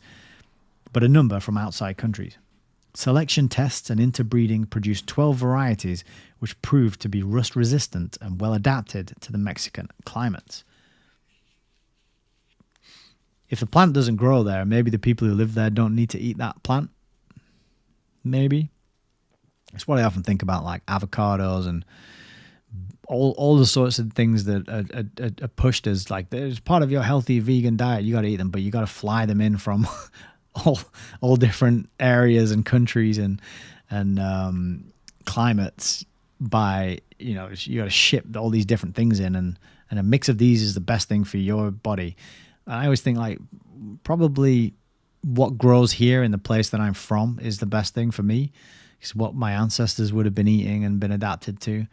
I think there's a bit of logic and truth to that. So if you got to fly in something, like coconuts, like, oh, everyone needs to eat coconut oil, it's really good for you. It's like, yeah, it probably is. It probably has some benefit to you, but if you can't grow coconuts in England, so I don't know how adapted to the eating and processing of coconut flesh and juice and fat the Brits are, just a thought. But let's see, where did I get up to? As a consequence of these developments, As a consequence of these developments, Mexican farmers in 1948 saw high-yielding, high-quality wheat growing normally in the rainy season. During the winter of 1948 to 1949, an epidemic of rust swept Sonora, with losses so complete that many farmers burned their crops to rid fields of the infected plants. But those who had ventured to try the rust-resistant varieties discovered that it was largely immune to the disease, and some harvested even larger crops than usual. So, how fancy that? The version that they've made is the best one there, and all the others are dead. It is reported that one enterprising farmer obtained from 45 to 50 bushels per acre from the new seed, despite the epidemic of rust, whereas even in favourable years, his yield from the native variety rarely averaged 30 bushels. What has been done with corn and wheat indicates the pattern of research that is being directed also at beans, sorghums, and other food crops. Thus, 45,000 acres of sorghums were planted in 1950 and 3,000 acres of soybeans where such crops had hardly existed in Mexico before. The overall objective is to develop an all-round program for increasing Mexico's food supply. In 1948, for the first time in 35 years, aided both by these improved varieties and by a favorable growing season, Mexico did not have to import corn. In 1950, it planted to the newly improved wheat the largest acreage in its history, 1,200,000 acres, or 60% of the national production. Mexican ecologists look forward to the time when the native farms will produce grain in such abundance that there will not only be a sufficient supply for all the people, but a surplus for feeding livestock, thereby improving the quality and quantity of native meat and milk. And I'll just say right here that you don't want to be eating the meat and drinking the milk of animals that eat soy. And you don't want to be eating soy yourself, if it can be avoided. The Mexican agricultural program is also a project in education. Indeed, the training program forms the basis of the project and is the foundation on which its ultimate future must rest. Each year, the Mexican Department of Agriculture assigns a number of young men from its School of Agriculture to serve the oficina as research assistants, thereby promoting the development of a group of native scientists. To the end of 1950, a total of 79 young Mexican agriculturalists have been associated with the project in this way. The foundation additionally aids the training by later appointing the more promising of these boys to scholarships, which give them a year or more of postgraduate study in the United States. So they're focusing on young boys by the sounds of it. In the first 7 years of the oficina, 17 of its Mexican research assistants studied on these scholarships in such places as the universities of California, Kansas, Missouri, Minnesota, and Cornell. During the same period, 11 other Mexicans were given foundation fellowships in agriculture for still more advanced study in the United States. But the influence and service of the program has not been confined to Mexico. Beginning in 1945, the National Sciences Division began to use the Mexican project as a training outpost for its agricultural fellows from other Latin American countries, particularly those from Colombia and Brazil. The project provided, in a milieu in which Latin Americans were completely at home, a demonstration of what can be accomplished by capable scientists with modern, yet relatively modest equipment. With this purpose in view, the foundation made grants to agricultural colleges located in other Latin American countries to enable them to send a few of their top students to Mexico for further training. In addition, the policy was developed of routing foundation agricultural fellows from other Latin American countries through Mexico, requiring them to spend several weeks working at Chapingo before going on to the United States for their principal postgraduate study. In some instances, the fellows on their return trips stopped for a final month or two in Mexico. Viewed in perspective, it is clear that the training activities are not merely incidental to the Mexican agricultural program, but constitute perhaps its most fundamental and significant feature. Through them, the program builds its future on a permanent basis and also extends its influence to other countries. Speaking of these activities in 1950, Harrar said, quote, "Invariably those who have passed through the training period have gained not only additional technical knowledge, but a broader view of Mexico's agricultural problems. Without exception, the 79 individuals commissioned to the program since its inception in 1943 are today rendering real service to agriculture through research and through the teaching of still younger scientists. The Mexican government is making a special effort to increase opportunities for well-trained agriculturalists, stimulating them to pursue useful careers in agriculture. This growing body of eager young competent scientists forms the vanguard of future agricultural progress in Mexico, and the association of young scientists from several different American countries is bound to be of help in solving international agricultural problems." See, what it sounds like to me is centralization of food production is what it sounds like. Because if you really wanted to improve people's happiness, which is what they said earlier, you would just make sure that every family had a bit of dirt and knew how to produce food on it and had a pig or a goat or a cow or something, some animal like that. And that would be the way to do it, to give autonomy to each family, a bit of space. Here, you get the seeds, and here's the know-how, and then it's passed on.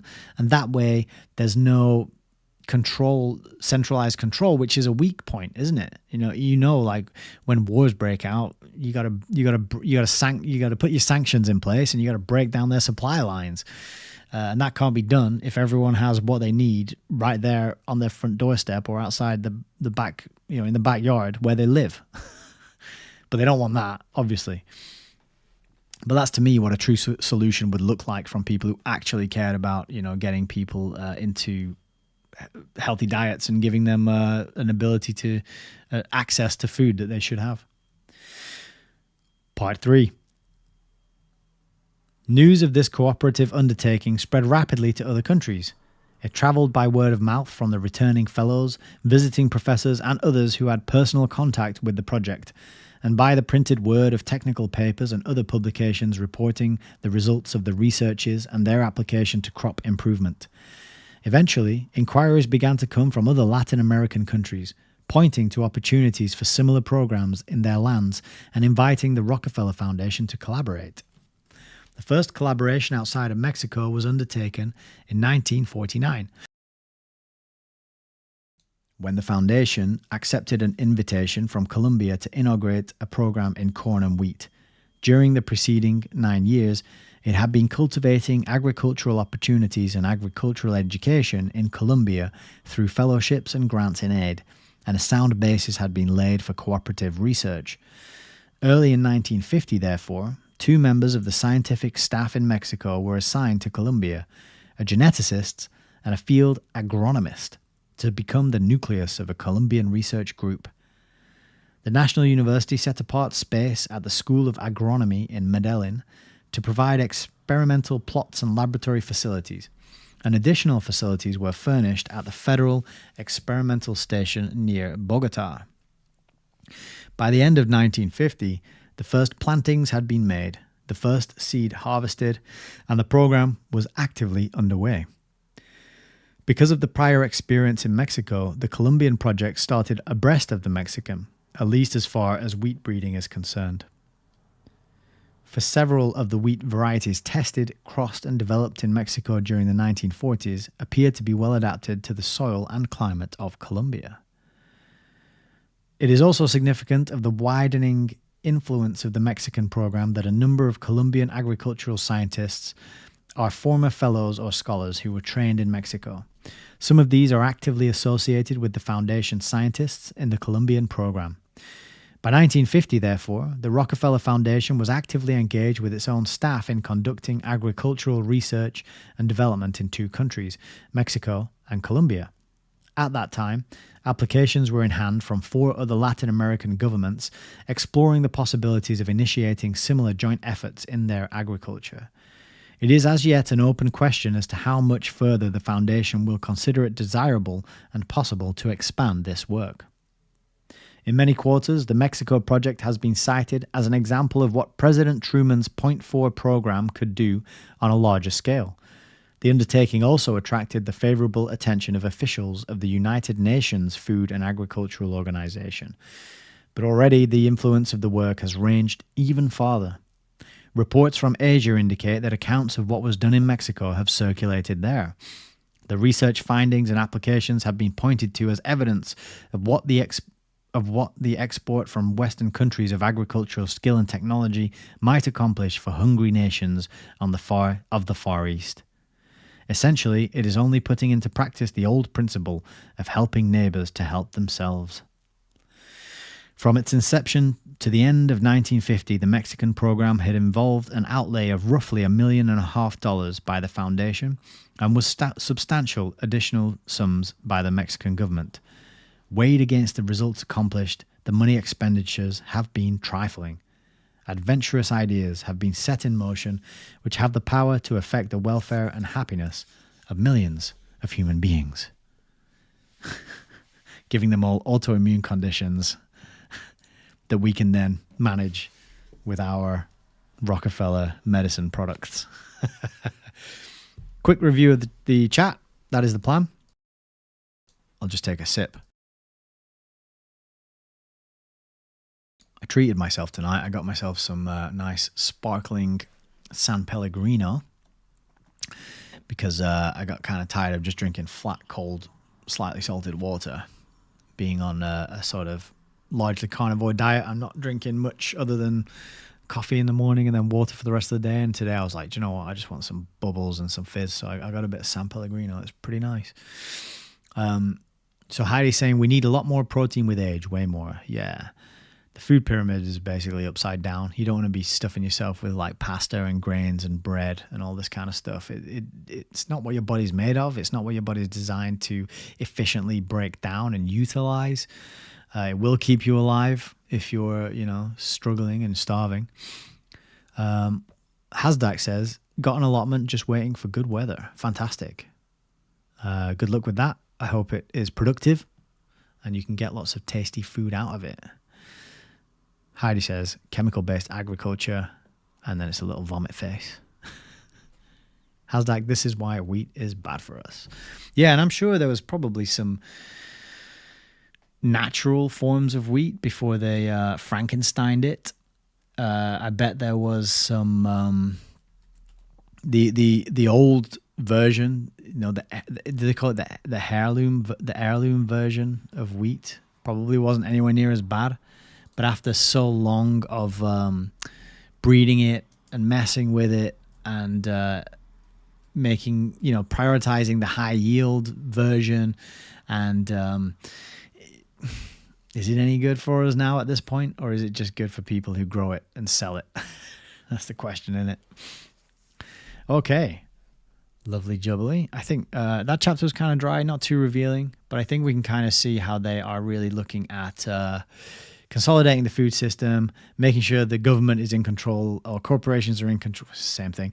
Government corporations are in control of the seeds and the production, and it's pushing to it's taking steps towards mass industrial scale production of food, which is not good for anybody, really. It's not good for the soil. It's not good for us who buy it and eat it, and it's really not good for the lower income families and parents whose money is tight and who can only afford this ultra processed junk, garbage, poisonous, toxic shit that they then have to feed to their children and themselves. It's a really tragic situation in many cases. So if you got a piece of dirt, or you know someone who has a piece of dirt, why don't you have a conversation with them and do a bit of learning and get some real, actual, healthy food grown in that dirt? That would be my advice. And I, hold my hand up and I admit that I should follow my own advice. I don't always do that, but that's it can be tricky, can't it, to follow your own advice? It can be easier said than done in a lot of cases sometimes. So I think that's it for the chat. Should we go back to the book and we should polish off chapter 16? Oh, hang on. We got Heidi's expertise saying wheat is okay if it's heirloom and sourdough'd. Yeah. So that fermentation process can be really powerful for making things safer to eat and healthier to eat. So Heidi is your point of contact for further information on these kind of topics, it seems. Cool. Chapter 16. So this is the problem of the social sciences. Public health and medicine, even when supplemented by the biological sciences and pointed toward a fuller understanding of human behavior, do not constitute a rounded program for an organization whose concern is the well-being of men. Yeah, forget about the women and the children. It's just the well-being of men. The goal of health, that could be a little more revelatory than we realize. The goal of health, physical or mental, is not sufficiently broad. Something is missing from the equation. One of the missing factors is, of course, a knowledge of human relationships. Oh yeah, of course it would be some kind of knowledge, wouldn't it? So they just worship knowledge and getting info and learning new things. I mean, I do like learning and knowledge, but it's just funny that I didn't expect that to be the missing factor. How can the social adjustment of millions of human beings be arranged with less frustration and inequity? So they're getting into the realm of like social conditioning now, and social sciences is really probably just code for social engineering. But I'm just guessing there. What are the principles on which nations and groups can live together in peace? What forms of organization or economic arrangement most effectively enhance the dignity and freedom of the individual? Public health has great social usefulness, and so has medical and biological research, and money spent in their development is devoted to a basic purpose. But unless we can find successful solutions to some of the intricately complex and fast-growing problems of human relationship, we run the risk of having a world in which public health and medicine are of little significance. A foundation broadly concerned with the welfare of men must therefore support the effort to make knowledge available for social purposes and widen the area of understanding concerning those institutions and processes by which the relationship of human beings is organized and expressed. The Rockefeller Foundation was admittedly slow in entering the field of social studies. The first attempt in industrial relations ended, as we have seen, in disillusionment. Although Jerome Green, the executive secretary of the foundation in its early days, was keenly interested in this type of research, his efforts to enlist the support of the trustees were generally unsuccessful. For this result, Mr. Gates bears a large share of the responsibility. He had what might be called an almost mystic belief in the promise and potency of medical research. To him, it was the open road that led to a better future, and few other avenues were worth exploring. In his unpublished autobiography, he made this revealing comment, quote, "As medical research goes on, it will find out and promulgate, as an unforeseen byproduct of its work, new moral laws and new social laws, new definitions of what is right and wrong in our relations with each other. Medical research will educate the human conscience in new directions and point out new duties." End quote.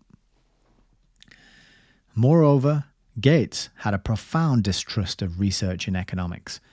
Quote, "When you come to investigate these things," he wrote to Mr. Rockefeller Jr., "you are not acting on inert matter or even on animals. Your material is the activities and organizations of business.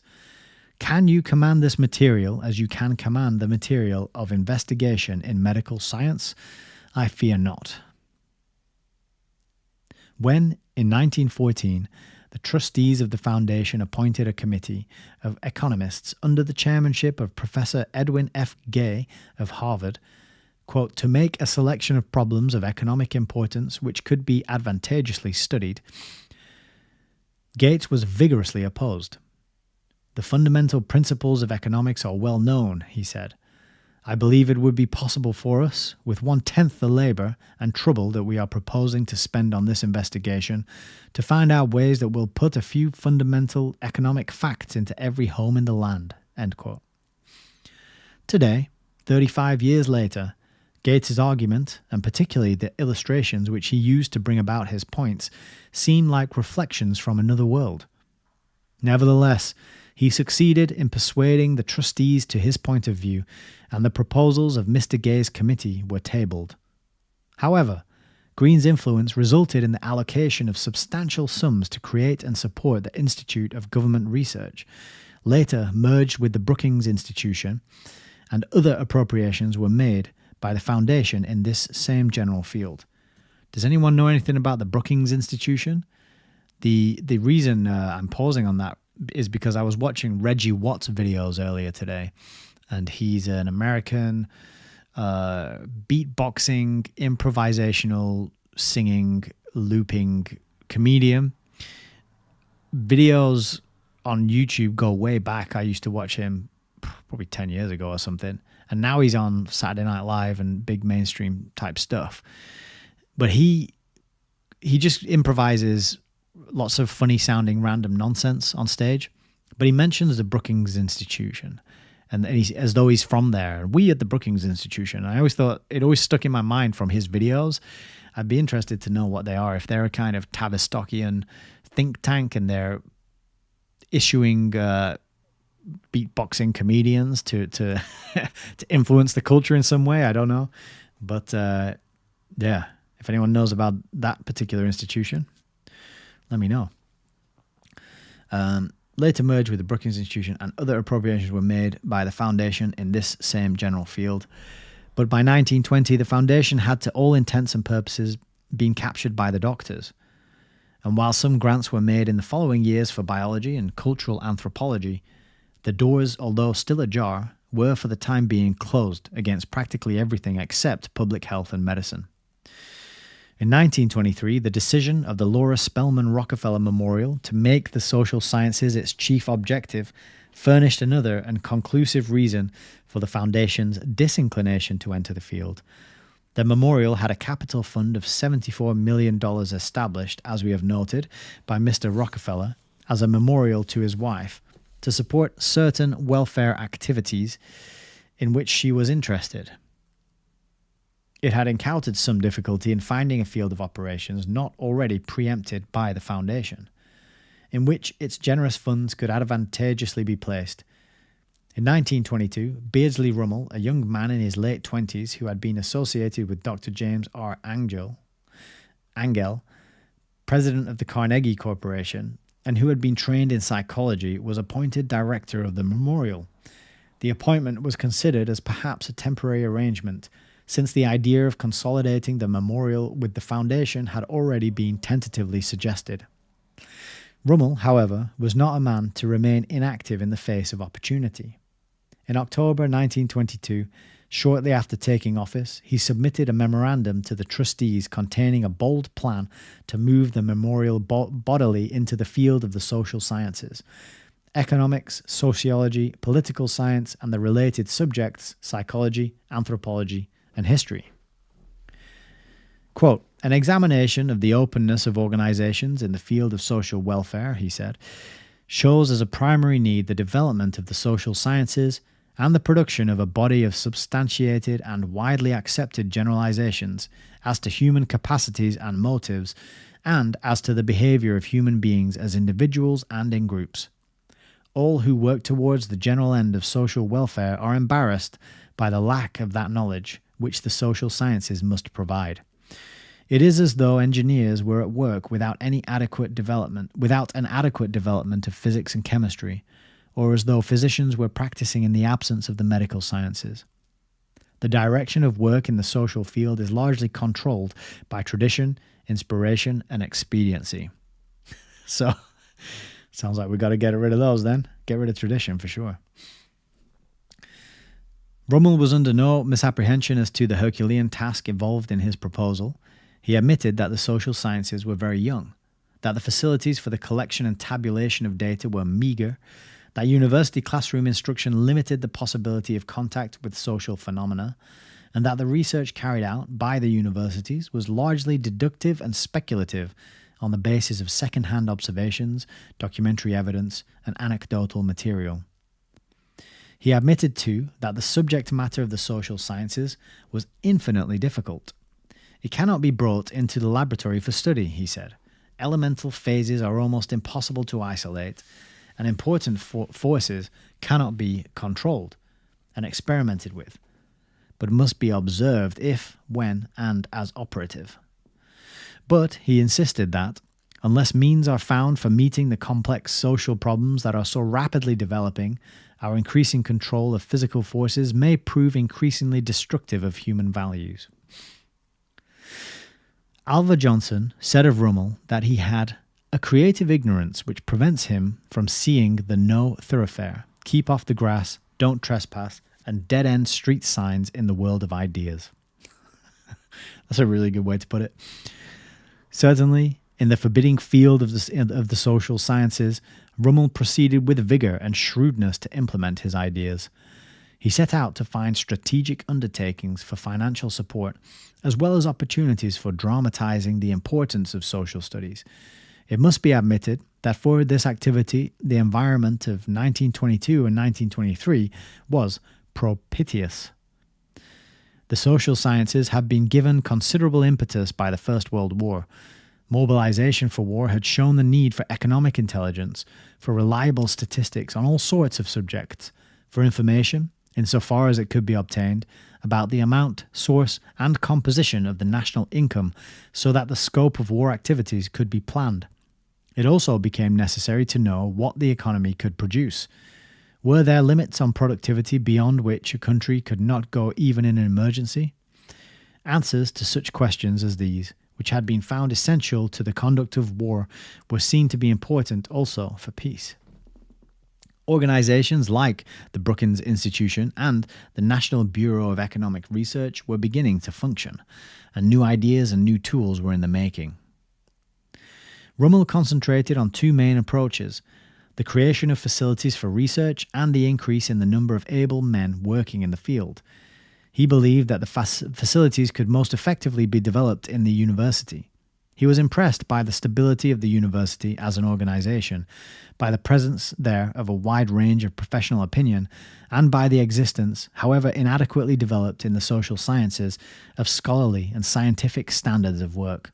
But means must be devised, he insisted, for securing a far more intimate contact of the social scientist in the university with concrete social phenomena. The impingement of the phenomenal world on the observer, he said, is the beginning of things scientific.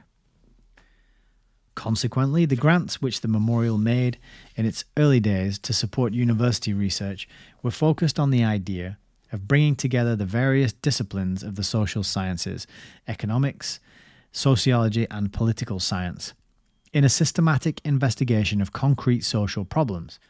Thus, funds were given to the University of Chicago for a study of its own urban community, to Harvard and Radcliffe for economic and legal research in international relations, to the University of North Carolina for social, economic, and governmental research in the South, to the University of Wisconsin for studies in rural tenancy and land ownership.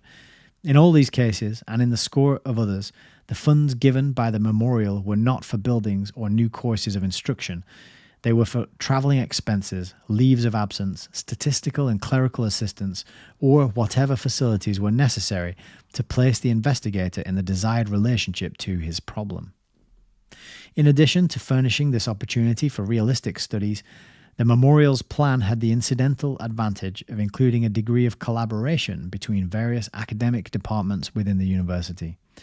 Rummel had a layman's impatience with the traditional and essentially artificial departmental divisions of university organization, and under his leadership, the memorial sought to bring about a synthesis of the various relevant disciplines in a united attack on social problems.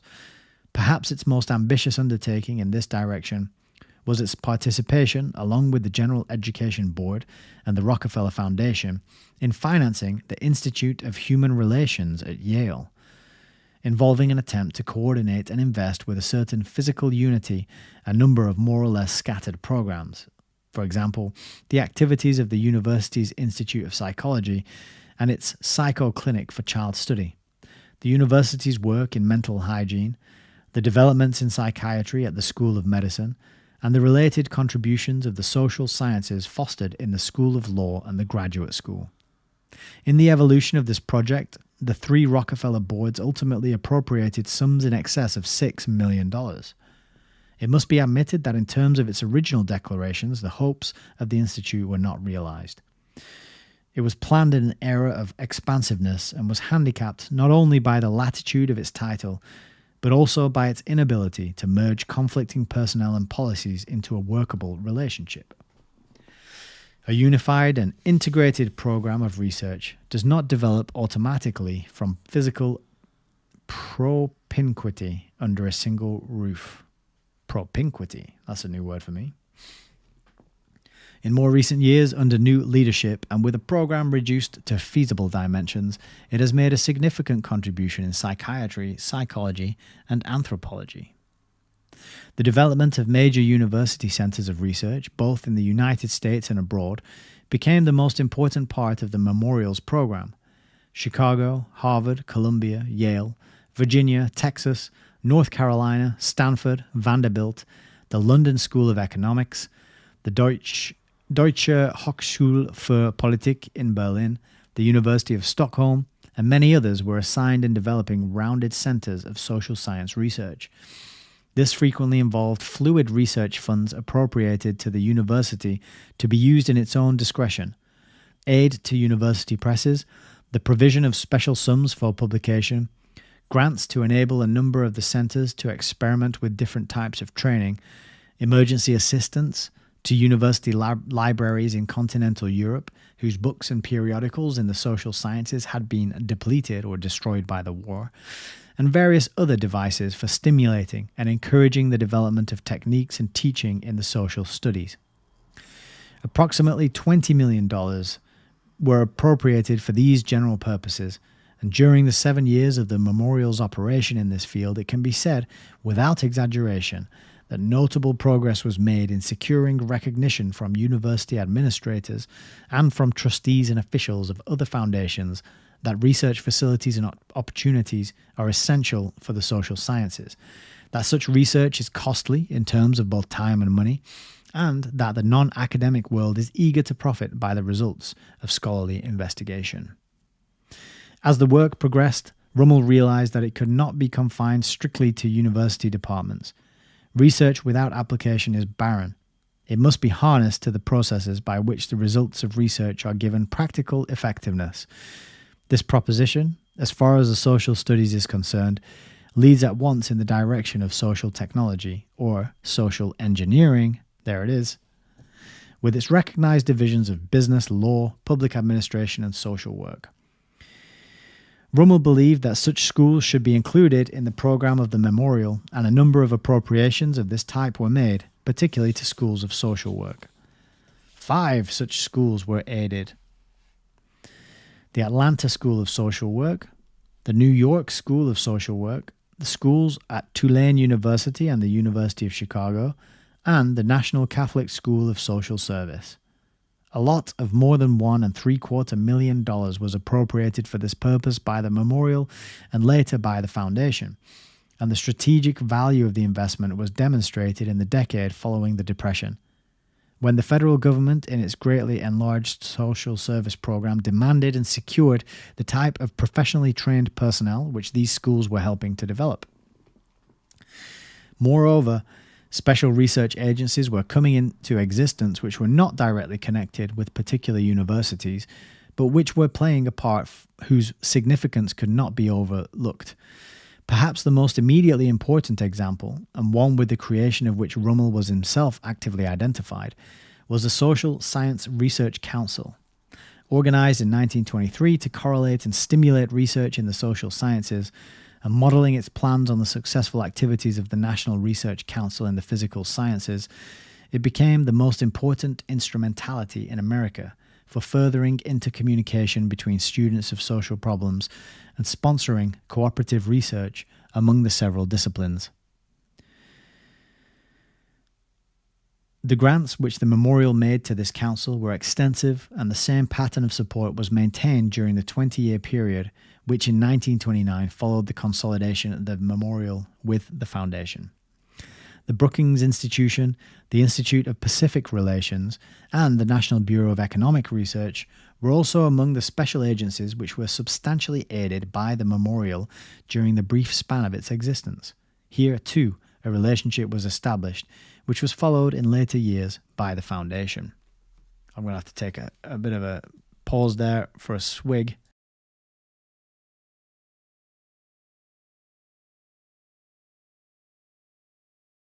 And I'm back. Heidi's saying, sorry to be a chat pig. I had to learn this stuff to stay alive. Please forgive me hogging the chat. You are forgiven. I will channel the energies of Raymond Fosdick's brother and tell you that you are forgiven. There you go. Don't worry about that. Look up Brookings on Wikipedia, second paragraph in history. I'm going to do that. I'm also going to look up this one that he mentioned, the one at Yale. Institute of Human Relations, because that just sounds like it has social engineering written all over it, doesn't it? The Institute of Human Relations. But then you've got the LSE, London School of Economics there. Classic, that's going to be mentioned. Yeah, here we go. The Institute of Human Relations at Yale, the Institute. So that one, Brookings Institute, definitely worth learning more about, finding out what they're involved in. But I'm glad he actually used the term social engineering down here. Social technology is another phrase that they use, that he used just ahead of that. So there's another one to keep an eye out. When he says social technology, he's actually saying social engineering. Okay, 2. Concurrently with this development, Rummel was addressing himself to his second objective, the increase in the number of able men working in the field of the social sciences. In this program, he relied to a large extent on a systematic provision of fellowships, which, as he said, will tend to place the social sciences in a more equal relation to the physical sciences. The Memorial's fellowships in the United States were administered by the Social Science Research Council. Overseas, the program was carried on by the Memorial itself, with the aid of national advisors in various countries, including England, France, Germany, Austria, Czechoslovakia, Italy, Holland, Norway, Sweden, Denmark, and Australia. Rummel was anxious to effect what, with Rose, he called cross-fertilization, to promote the easy flow between institutions and across frontiers of men and ideas in the social sciences. In addition, therefore, to fellowships which frequently took men from one country to another, the Memorial appropriated funds for traveling professorships, conferences, international congresses, scientific journals, and other ends that underscored the opportunity and need of intercommunication between specialists in various parts of the world who were working on the same general problems. In developing his 2 major objectives by methods which closely integrated the Memorial with universities and university personnel, Rummel kept in mind the necessity of what he called the feet-on-the-ground policy. In the final report of the Memorial, written after its consolidation with the Foundation, he made this observation, quote, "Each program was dominated by a practical motive, to achieve concrete improvement in the conditions of life and to contribute realistically to the public welfare. That scientific research occupied an important place in each program was the consequence of the belief that the practical attack on social problems is the scientific attack broadly conceived, that more understanding was needed than could be obtained from an appeal to tradition, expediency, or intuition. The memorial had no interest in the promotion of scientific research as an end in itself. Its motive was not sheer curiosity as to how various human and social phenomena came to be and are. The interest in science was an interest in one means to an end, and the end was explicitly recognized to be the advancement of human welfare. As we have seen, the memorial operated in the field of the social sciences for only 7 years. Something like $41 million was spent, inclusive of separate programs in child study and interracial relations, but exclusive of final appropriations of $17.5 million for a number of permanent memorials to Mrs. Rockefeller and a grant of $10 million for the establishment of the Spelman Fund of New York.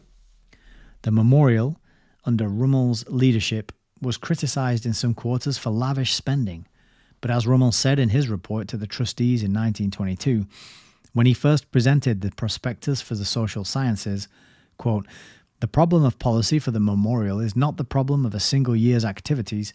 It is rather the problem of determining the work for a period of years, perhaps a decade." And he figured on the income of a decade, plus contributions from principal in laying his plans.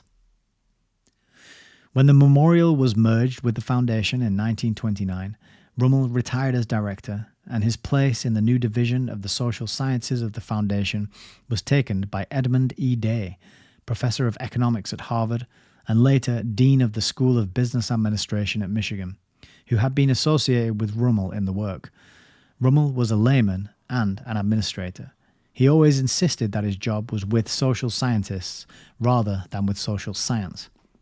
The sums which, under his leadership, were used to stimulate scientific investigation were perhaps not large in comparison with aggregate expenditures for social sciences, but they represented a new margin of resources, and they were employed dramatically at a strategic moment. Chancellor Hutchins of the University of Chicago, speaking in 1929, summed up the verdict in words which a longer perspective will probably not overrule. The Laura Spelman Rockefeller Memorial, in its brief but brilliant career, did more than any other agency to promote the social sciences in the United States. Heidi says, the reach of their tentacles is astounding. You are hitting the nail on the head with that quote. 3. The memorials program was not developed without occasional misgiving and question on the part of the trustees.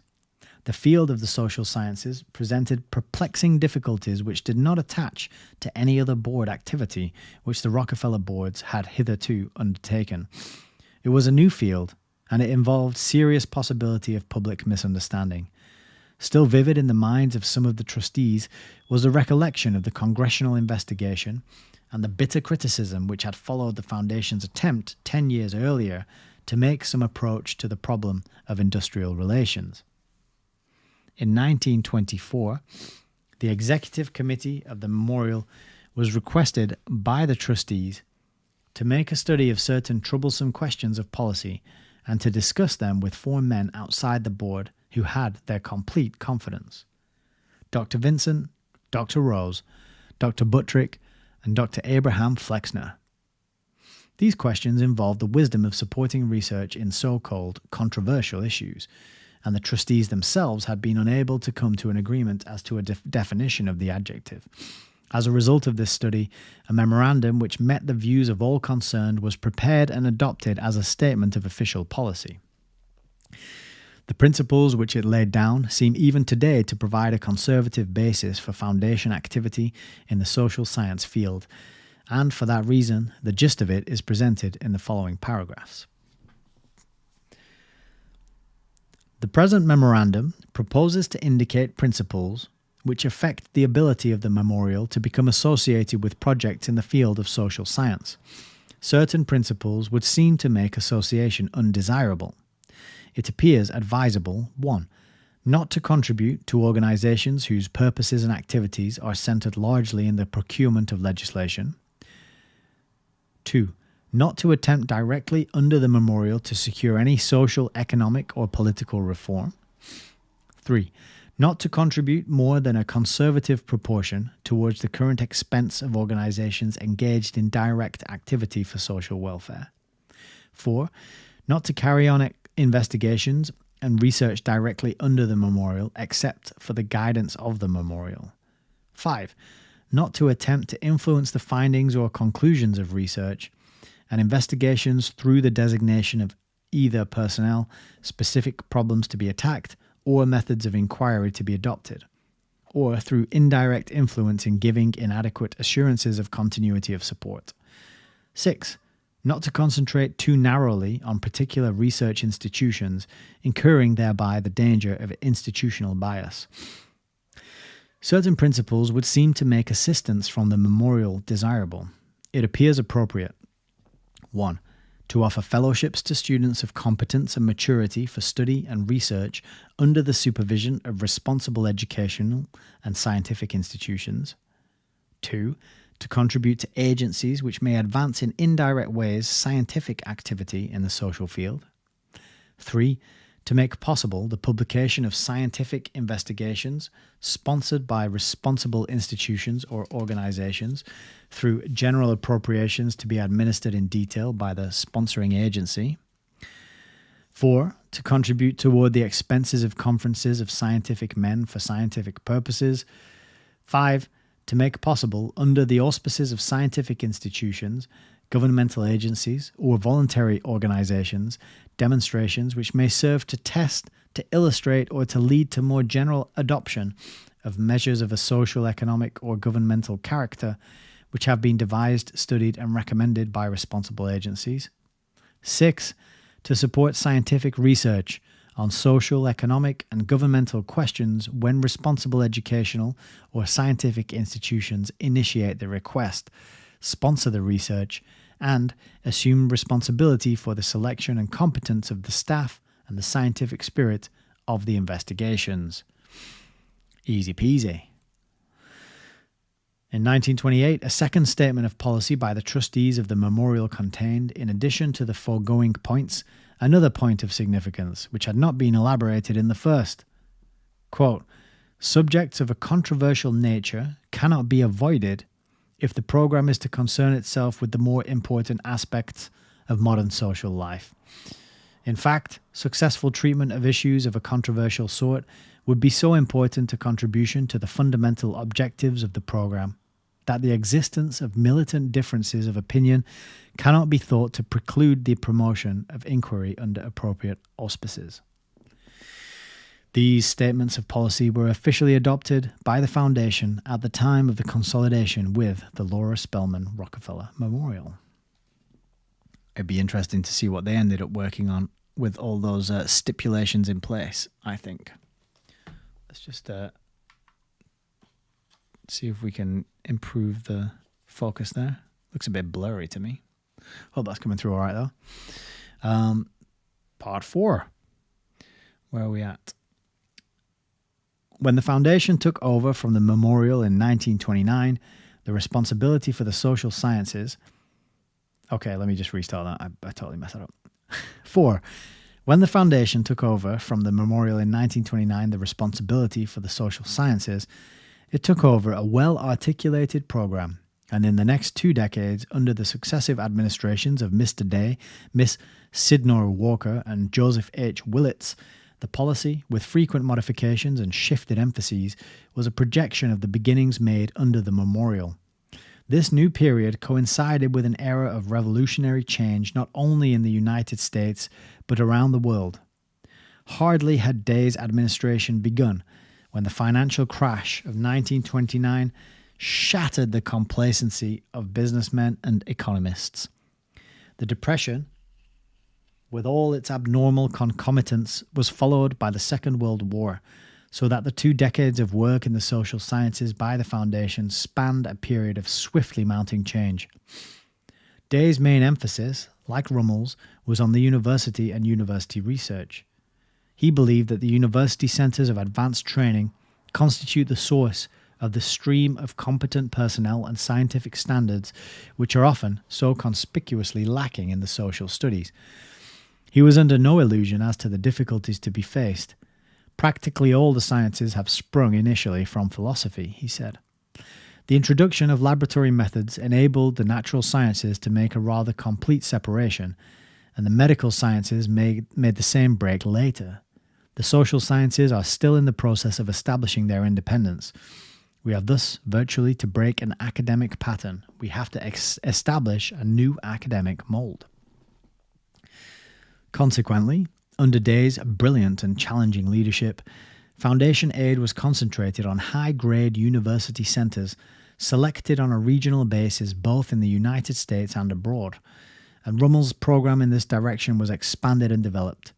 In addition to the extensive use of fellowships, one of the principal techniques employed was the encouragement of social science committees or councils at various universities which would control and administer the fluid research funds given by the foundation, thus determining for themselves the fields and projects to which they would devote their attention.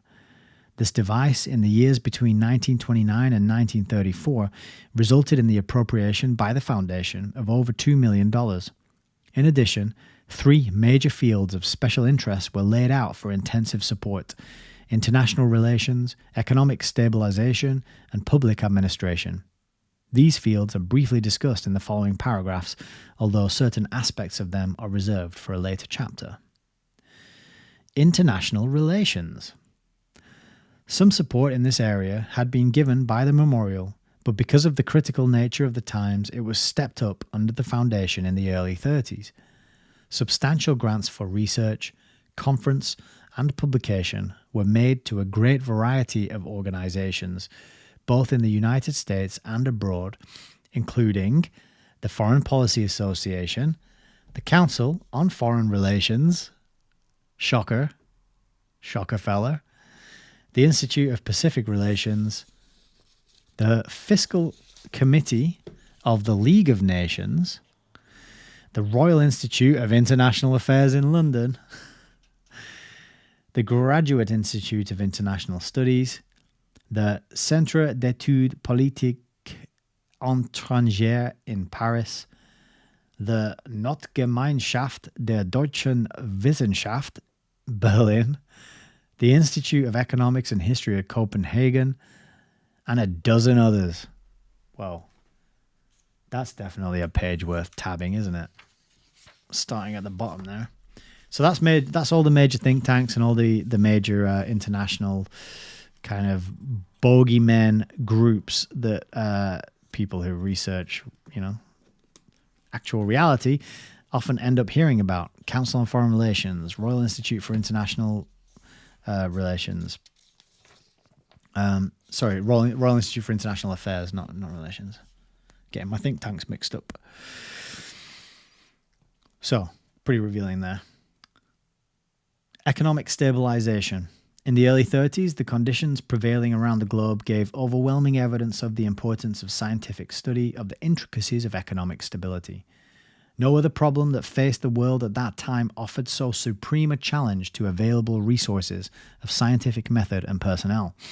That any solution of the problem can be found is altogether unlikely, wrote Day, but that every effort should be made to deal constructively with it as expeditiously as possible cannot be seriously questioned. 2 lines of interest were recognized. So this idea that the economy cannot be stabilized, who is this? Day. What's his full name? It just says wrote Day, doesn't it? Dr. Day. Dr. Richard Day? That was a different person. Mr. Day. I can't remember his full name. Oh well.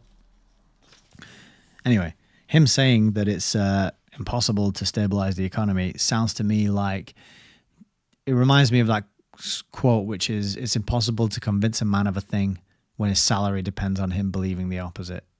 Do you know that quote? I don't know where it comes from, but that's what it sounds like to me.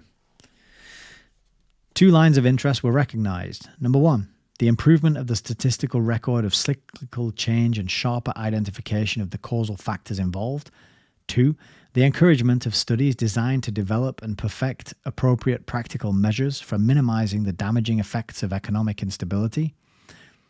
That's the end of the list. Just 1 and 2.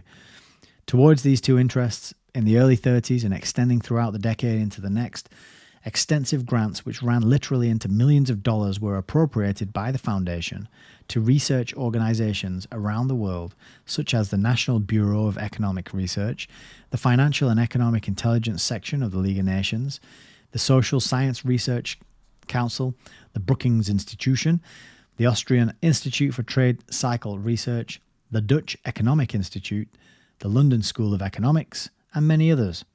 One of the large grants of $325,000 financed an international study of the history of prices and wages carried on simultaneously in leading European countries and in the United States.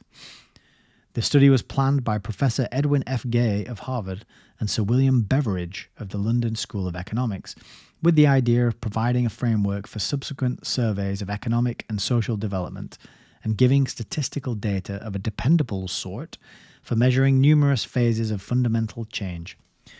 An interesting sidelight on the mood prevailing among some of the trustees of the Foundation in the early 30s is shown by an appropriation of $1.5 million that was made with the idea of expediting the search for some solution of the miseries and suffering caused by the financial depression.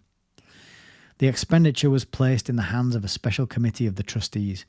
Bread lines were everywhere, and the collapse had reached unprecedented proportions. The world economy was desperately sick, and it was obvious that something was fundamentally wrong with a society in which raw materials were plentiful, workers were eager to apply their productive capacity, adequate industrial plants and equipment were at hand, and yet the whole enterprise was halted and millions out of work. Yeah, and I kind of feel like that all this money that they've been plowing into all these schools is to just make sure that the problem is never figured out. They're looking in the wrong place. It cannot be said that any startling results came from this emergency appropriation. It was based on hopes that were far too sanguine. There was no quick and easy remedy for the malady. There was not even the possibility of swift and accurate diagnosis.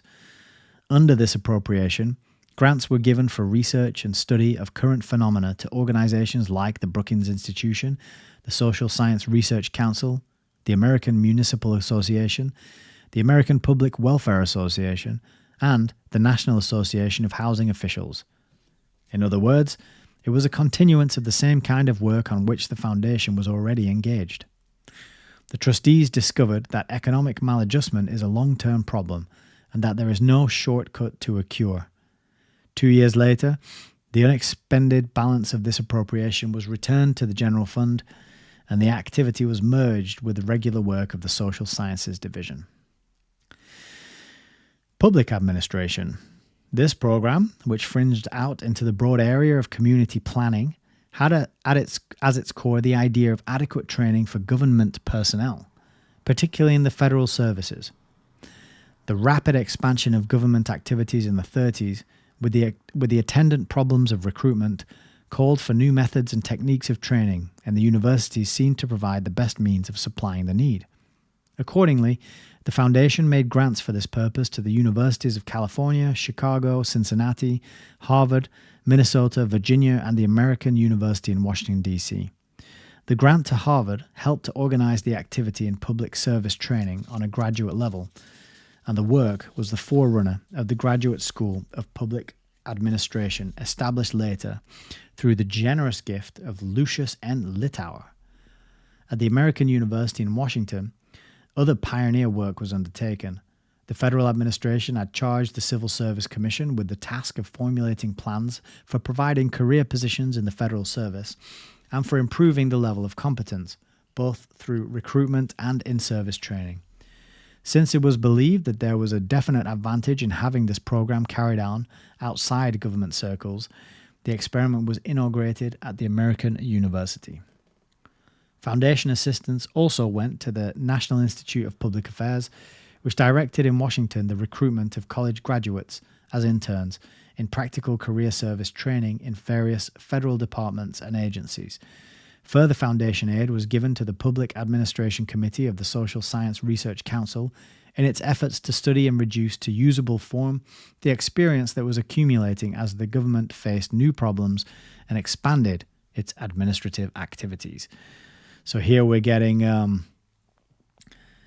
the empowering and the growing of the bloated federal, if you're American, or just government, if you're in other places, bureaucracy and bureaucratic machine. This is what they're investing into. It's like, let's train these people, let's recruit them, let's build it out and bloat it out and get it full.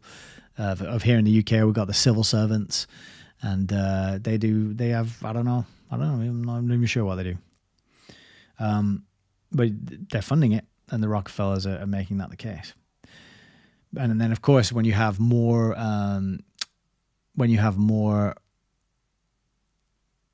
government employees and a bigger federal government, then you need to collect more taxes, don't you? Because you got to pay for it, and then you need to grow it more, and then you collect more taxes, and so on and so forth.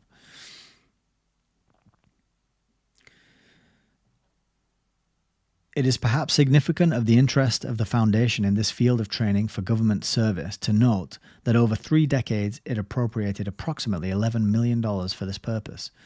The Foundation's largest grant in the general area of public administration, $3 million, was made to the Spellman Fund, which, as we have seen, had been created in 1928 at the time of the consolidation of the Laura Spellman Rockefeller Memorial with the Rockefeller Foundation, and had been given a principal fund by the memorial of $10 million. The purpose for which the Spellman Fund was established was to carry on certain programs, which at the time of the consolidation did not seem to fit in with the plans of the Rockefeller Foundation. Among these programs was the direct cooperation with organizations like the Council of State Governments and the American Municipal Association for the improvement of public administration. The Foundation's program in this same general area involved a more indirect approach, largely through universities and research agencies. The great contribution of the Spellman Fund under the guidance of Charles E. Merriam, Beardsley Rummel, and Guy Moffat was the creation and financing of the Public Administration Clearinghouse, located at 1313 East 60th Street, Chicago, and associated with the university.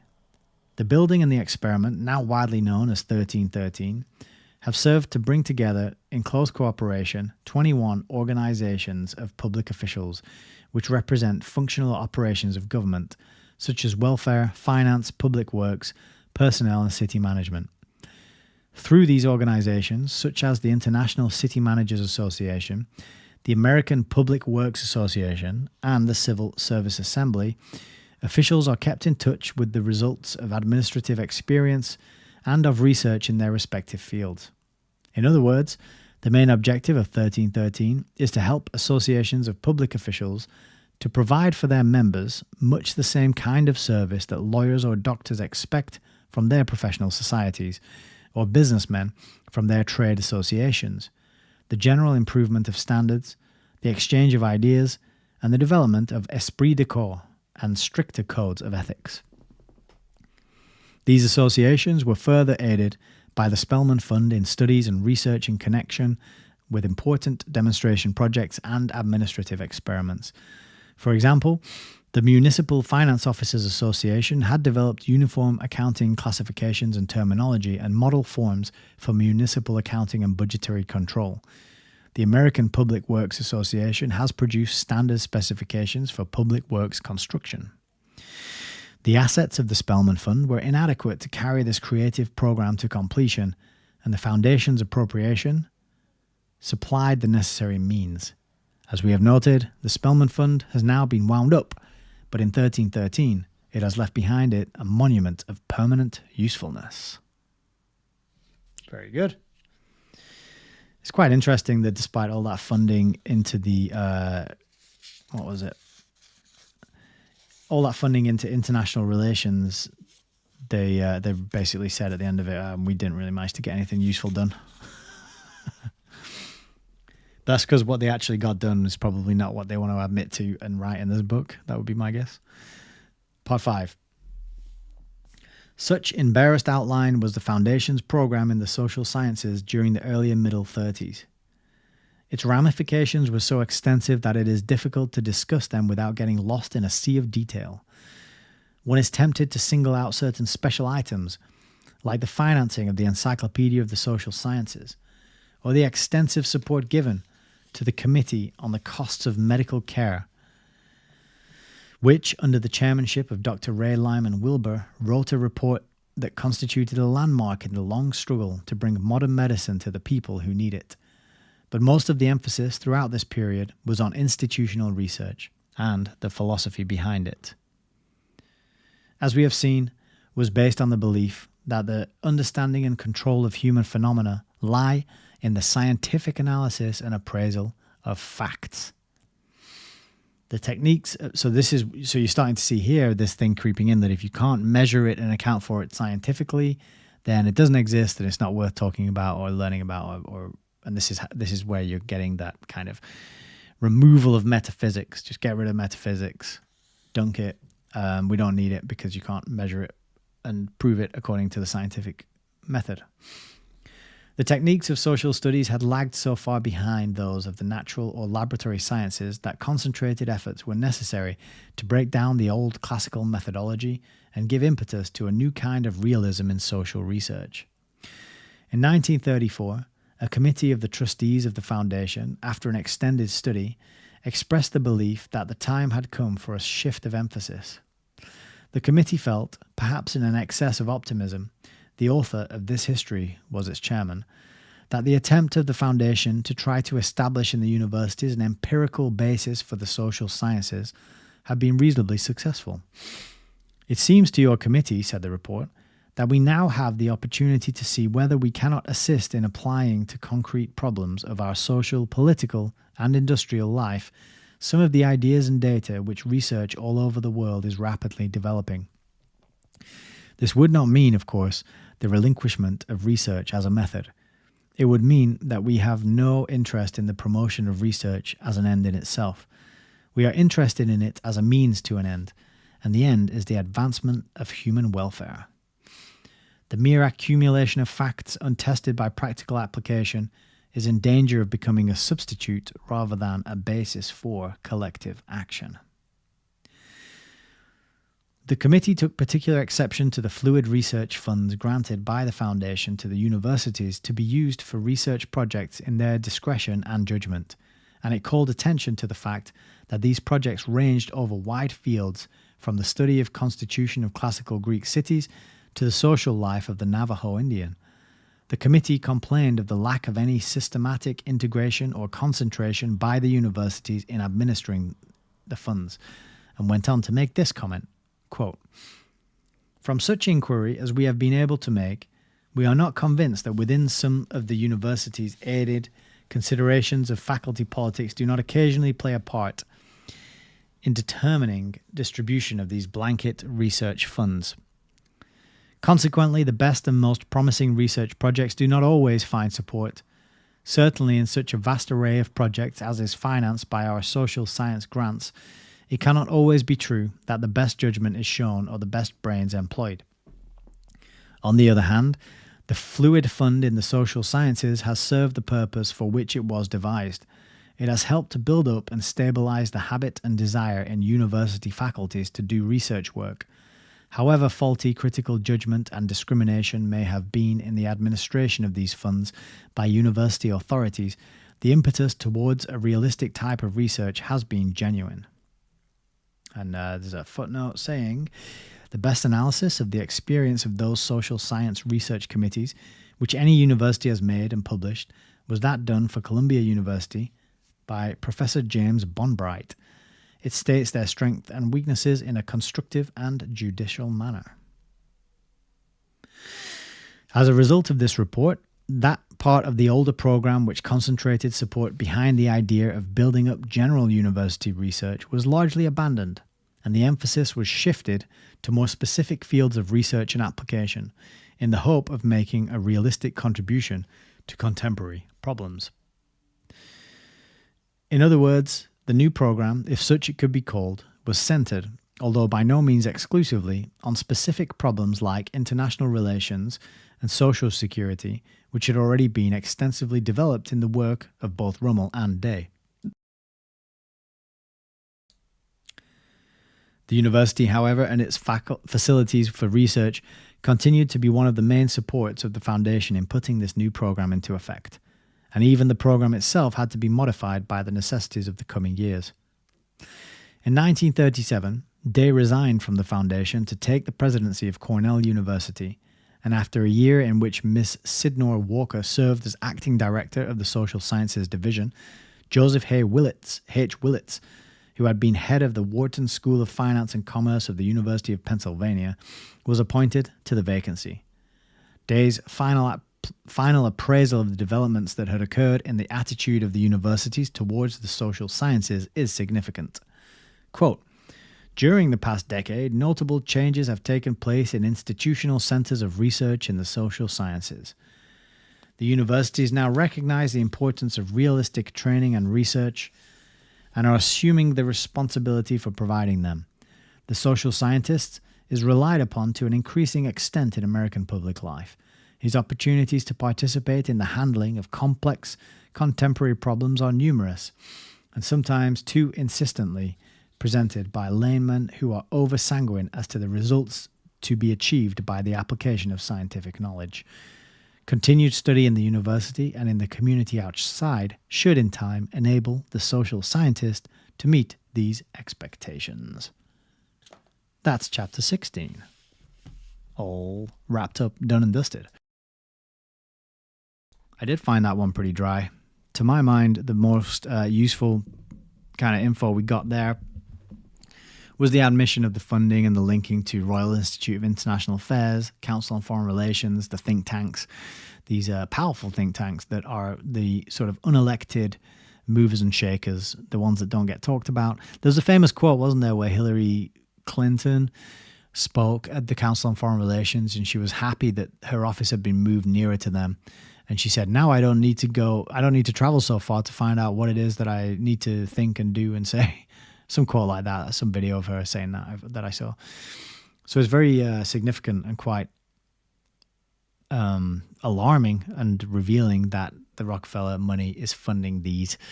And, you know, for all their funding, since the time this was written, 1952 to the present day, 70 years ago, which of these social science problems have been solved? You know, has life been better? Has the food got better? Has the medical system got better? Are we living in more abundance with a more material wealth? Are we enjoying more stable economies? No, because the point of all this funding and all this money was never to do any of the stuff that they said it was going to do, I think. What do you think, though? Were they good chapters? Were they useful for you? We've got a very quiet chat tonight, which is not a problem. Maybe we're all just feeling a little bit worn out. It's Thursday though, Friday tomorrow, and then it's the weekend. And that's when you get to recharge your batteries by doing the things you actually enjoy rather than doing the things that you're paid to do that you may or may not enjoy, depending on how lucky you are in your job. But Heidi says they are change agents, and I think that is a fair label to put on them for sure. They're really reshaping society, and they're doing it under the guise of science, and it's just scientific inquiry. And if we can gather more information and data and run the scientific method on it, then we can make things run better. So they're really key, critical sort of advocates for this scientific dictatorship, rule by science and rule by technocrat and rule by autocrat. And that's really what we're heading into, this sort of, well, the AI is going to say what you can and can't do, where you can go and where you cannot go, maybe even down to the point where eventually you end up, the AI tells you who you marry and who you have children with and where you work, and this job is for you and you're a kind of person that does this job. It's all in Brave New World. It's all laid out there. In Brave New World, they breed people according to the station or the role that they're going to be in. And I believe that they limit or they control the amount of oxygen that the fetus gets when it's developing its brain, so that, those with less oxygen get a less intelligent brain, and they're going to go and do the jobs that don't need as much intelligence, and that's kind of how it's done in Brave New World, I think. I haven't read it for a very, very long time though. But Heidi says it wears me out to hear the control they have. Yeah, I am actually feeling a little bit demotivated and demoralized after those two chapters, because it's like, it's the food, it's the education, it's the international politics, it is the religion. It's like they're into all of it. They're shaping and funding and molding and using this endless pot of money to just fund the people who are going to push the ideas, that they're into. So Peter says we get lots of Soma. So yeah, that might be the silver lining on that particular cloud. Although isn't the recipe for Soma lost? People don't know what it was. It's kind of people speculate as to what it actually was, don't they? But there was a good song by what was that band called? The Strokes. They had a band called Soma on their first album. Is This It? So there you go. Fun fact for you there if you're into music. World of My Own says, very useful, thank you. Please keep it up. I will. Thank you for being here. And that's what makes it all worthwhile and worth doing. Because we don't get a massive amount of views after the broadcast has gone live. But I think that's just because the volume of hours and in this series, the first video got a lot more views, and then it tails off as you get further through. So I need to do a better job of maybe labeling and advertising, maybe on the thumbnail, what each video contains, what chapters we cover, what topics we cover. It maybe make people more likely to click on it. Like if I put Rockefellers and agriculture in the thumbnail for this one, people will look at that and so on and so forth. So I need to do a bit of a better job and up my game, but I'm working on that, and I will be doing it very soon. Hasdak says we will be living in the film Idiocracy. Yeah. Well, welcome to, what does he say? What supermarket is it? I don't know American supermarkets. In Britain, it would be welcome to Tesco. I love you. Walmart, I suppose it is over there, isn't it? Welcome to Walmart. I love you. But, what can we do to prevent ourselves slip sliding uncontrollably into idiocracy? Well, we can exercise our brains by reading books and speaking about the contents and practicing our arguments and our explanations and our narratives in order to help other people understand and gain a better understanding of the world and how it works and what is accurate. So it's all grist for the intellectual mill, as our good friend Frank says from the Telegram group. It's all keeping our brains active and alive and engaging with stuff that is like a little bit beyond, like stretches us a little bit, and these kind of books do that. I think they stretch us a little bit. It's written in an older style of language, which has longer sentences and words popping up that are not familiar, not every day anymore. So it's all good to keep the brain active, and then we can kind of take this information out and try and share it and spread it to other people and try and convince them that it's relevant and valuable, and it actually does go to some ways to help explain the events that we're living through today. Peter says Soma is an actual plant extract. Then it was used as a generalization for whatever drug, plasmid, tincture, salve, etc. Ah, okay. So they know what plant it comes from? I thought they didn't know that, but yeah, it doesn't surprise me that it's some sort of plant extract, because all the best stuff comes from plants, doesn't it? When you get down to it. Yeah. So one thing I could look at is doing short videos. Definitely. Oh, hello, Celine Lyon. I don't know why I always mention. For some reason, that combination of letters just stops my mouth working. Celine Lyon. If this world was run by people with good intentions, then this world would be very different. Yeah, that's true. We need to kind of emphasize to people that good intentions are very important, because a lot of people, I think, they don't feel it necessary to have, goodness in their heart, to have a good will and a good desire and to want a good outcome for other people. I think a lot of people have been trained to be kind of myopic and self-concerned and solipsist and me, and that's not a good place to be. Definitely not. It doesn't help us move forward and make things better for more people. But let's wrap it up. Oh my gosh, 3 hours. These videos are getting longer and longer. Blame Fosdick, don't blame me. Let's have a quick peek at what's coming up next, because that's always good to do. Next one is The Social Sciences in a Time of Crisis. That's chapter 17. We're getting towards the end of the book. We're going to finish it. And then after chapter 17, we're going to have the growth of the social sciences. So the next 2 chapters are probably going to be pretty interesting in terms of social engineering and the history of that. Then we've only got another 1, 2, 3, 4, 5, 6 chapters. So basically, we'll probably have Saturday, we'll do another 2. And then Tuesday, Thursday, Saturday next week, and we'll be done. And so at some point next week, we'll be voting on the next book that we want to read. And so that vote, that little survey will go out to the Telegram group. So if you're not in there yet, please have a look at the links under the video. You can join that. It's free. It's all good. It's free for now. Maybe we'll put a little paywall on there one day. Depends if lots of trolls show up or not. But now it's free. Get in there. There's good chat going. There's people in there who I learn from. It's not like, oh, get in the group and Nick is the center of attention. It's a real nice back and forth. We're all sharing and learning, and I get loads of good resources and book recommendations, and it's great. It's really nice. I'm really enjoying that community and that group so far. But that's where I'm going to put out the survey for what do we want to read next. And I don't know if we'll stick on the Rockefeller theme, or maybe we'll have a little break from Rockefellers and then come back to it in the future and do something else in the meantime. I don't know yet. We'll see. But yeah, we'll be wrapping this up in a week. So keep an eye out for the upcoming videos. The next one's going to be Saturday, 7 o'clock. I'm sticking to Tuesday, Thursday, Saturday, 7 p.m. for the live streams. That is the plan moving forward. I have considered doing 1 chapter per stream just to keep them a little more concise and accessible. But then it's going to take us like months to get through a book.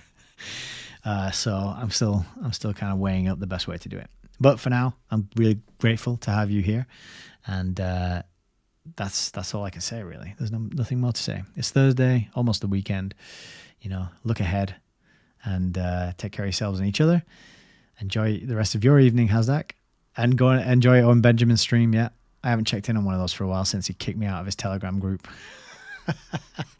But I should check it out. I know he's doing good stuff.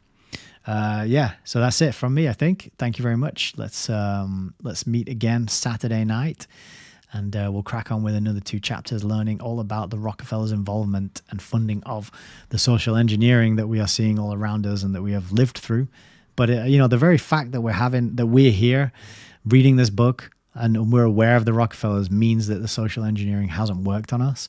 And if it hasn't worked on us, then we can break that spell on other people as well and pull them along for the ride. And so I think, yeah, let's take a bit of a optimistic end to the stream there. So thank you for being here. And we'll wrap it up now. I'll play you out with a little bit of original guitar music from yours truly. Hope you will enjoy that. And take it easy, and God bless.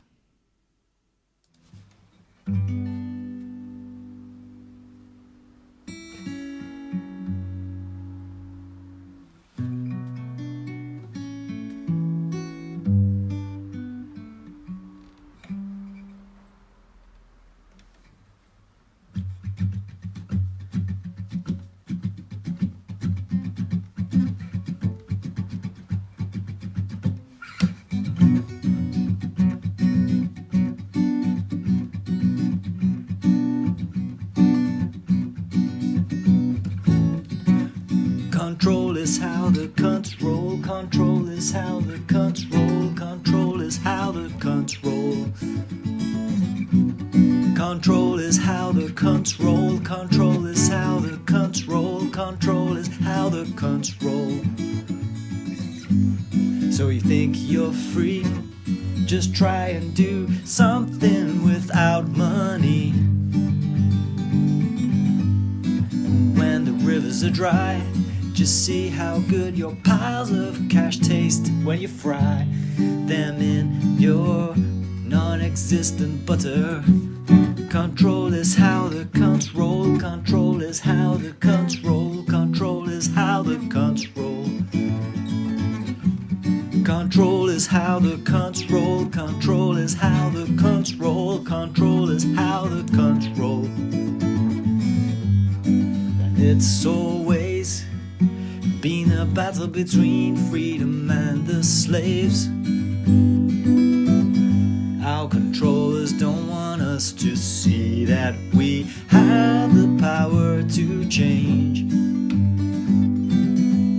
And all we need to do is get up and say, fuck you, we don't want to live inside this fucking hell anymore. Control is how the cunts roll. Control is how the cunts roll. Control is how the cunts roll.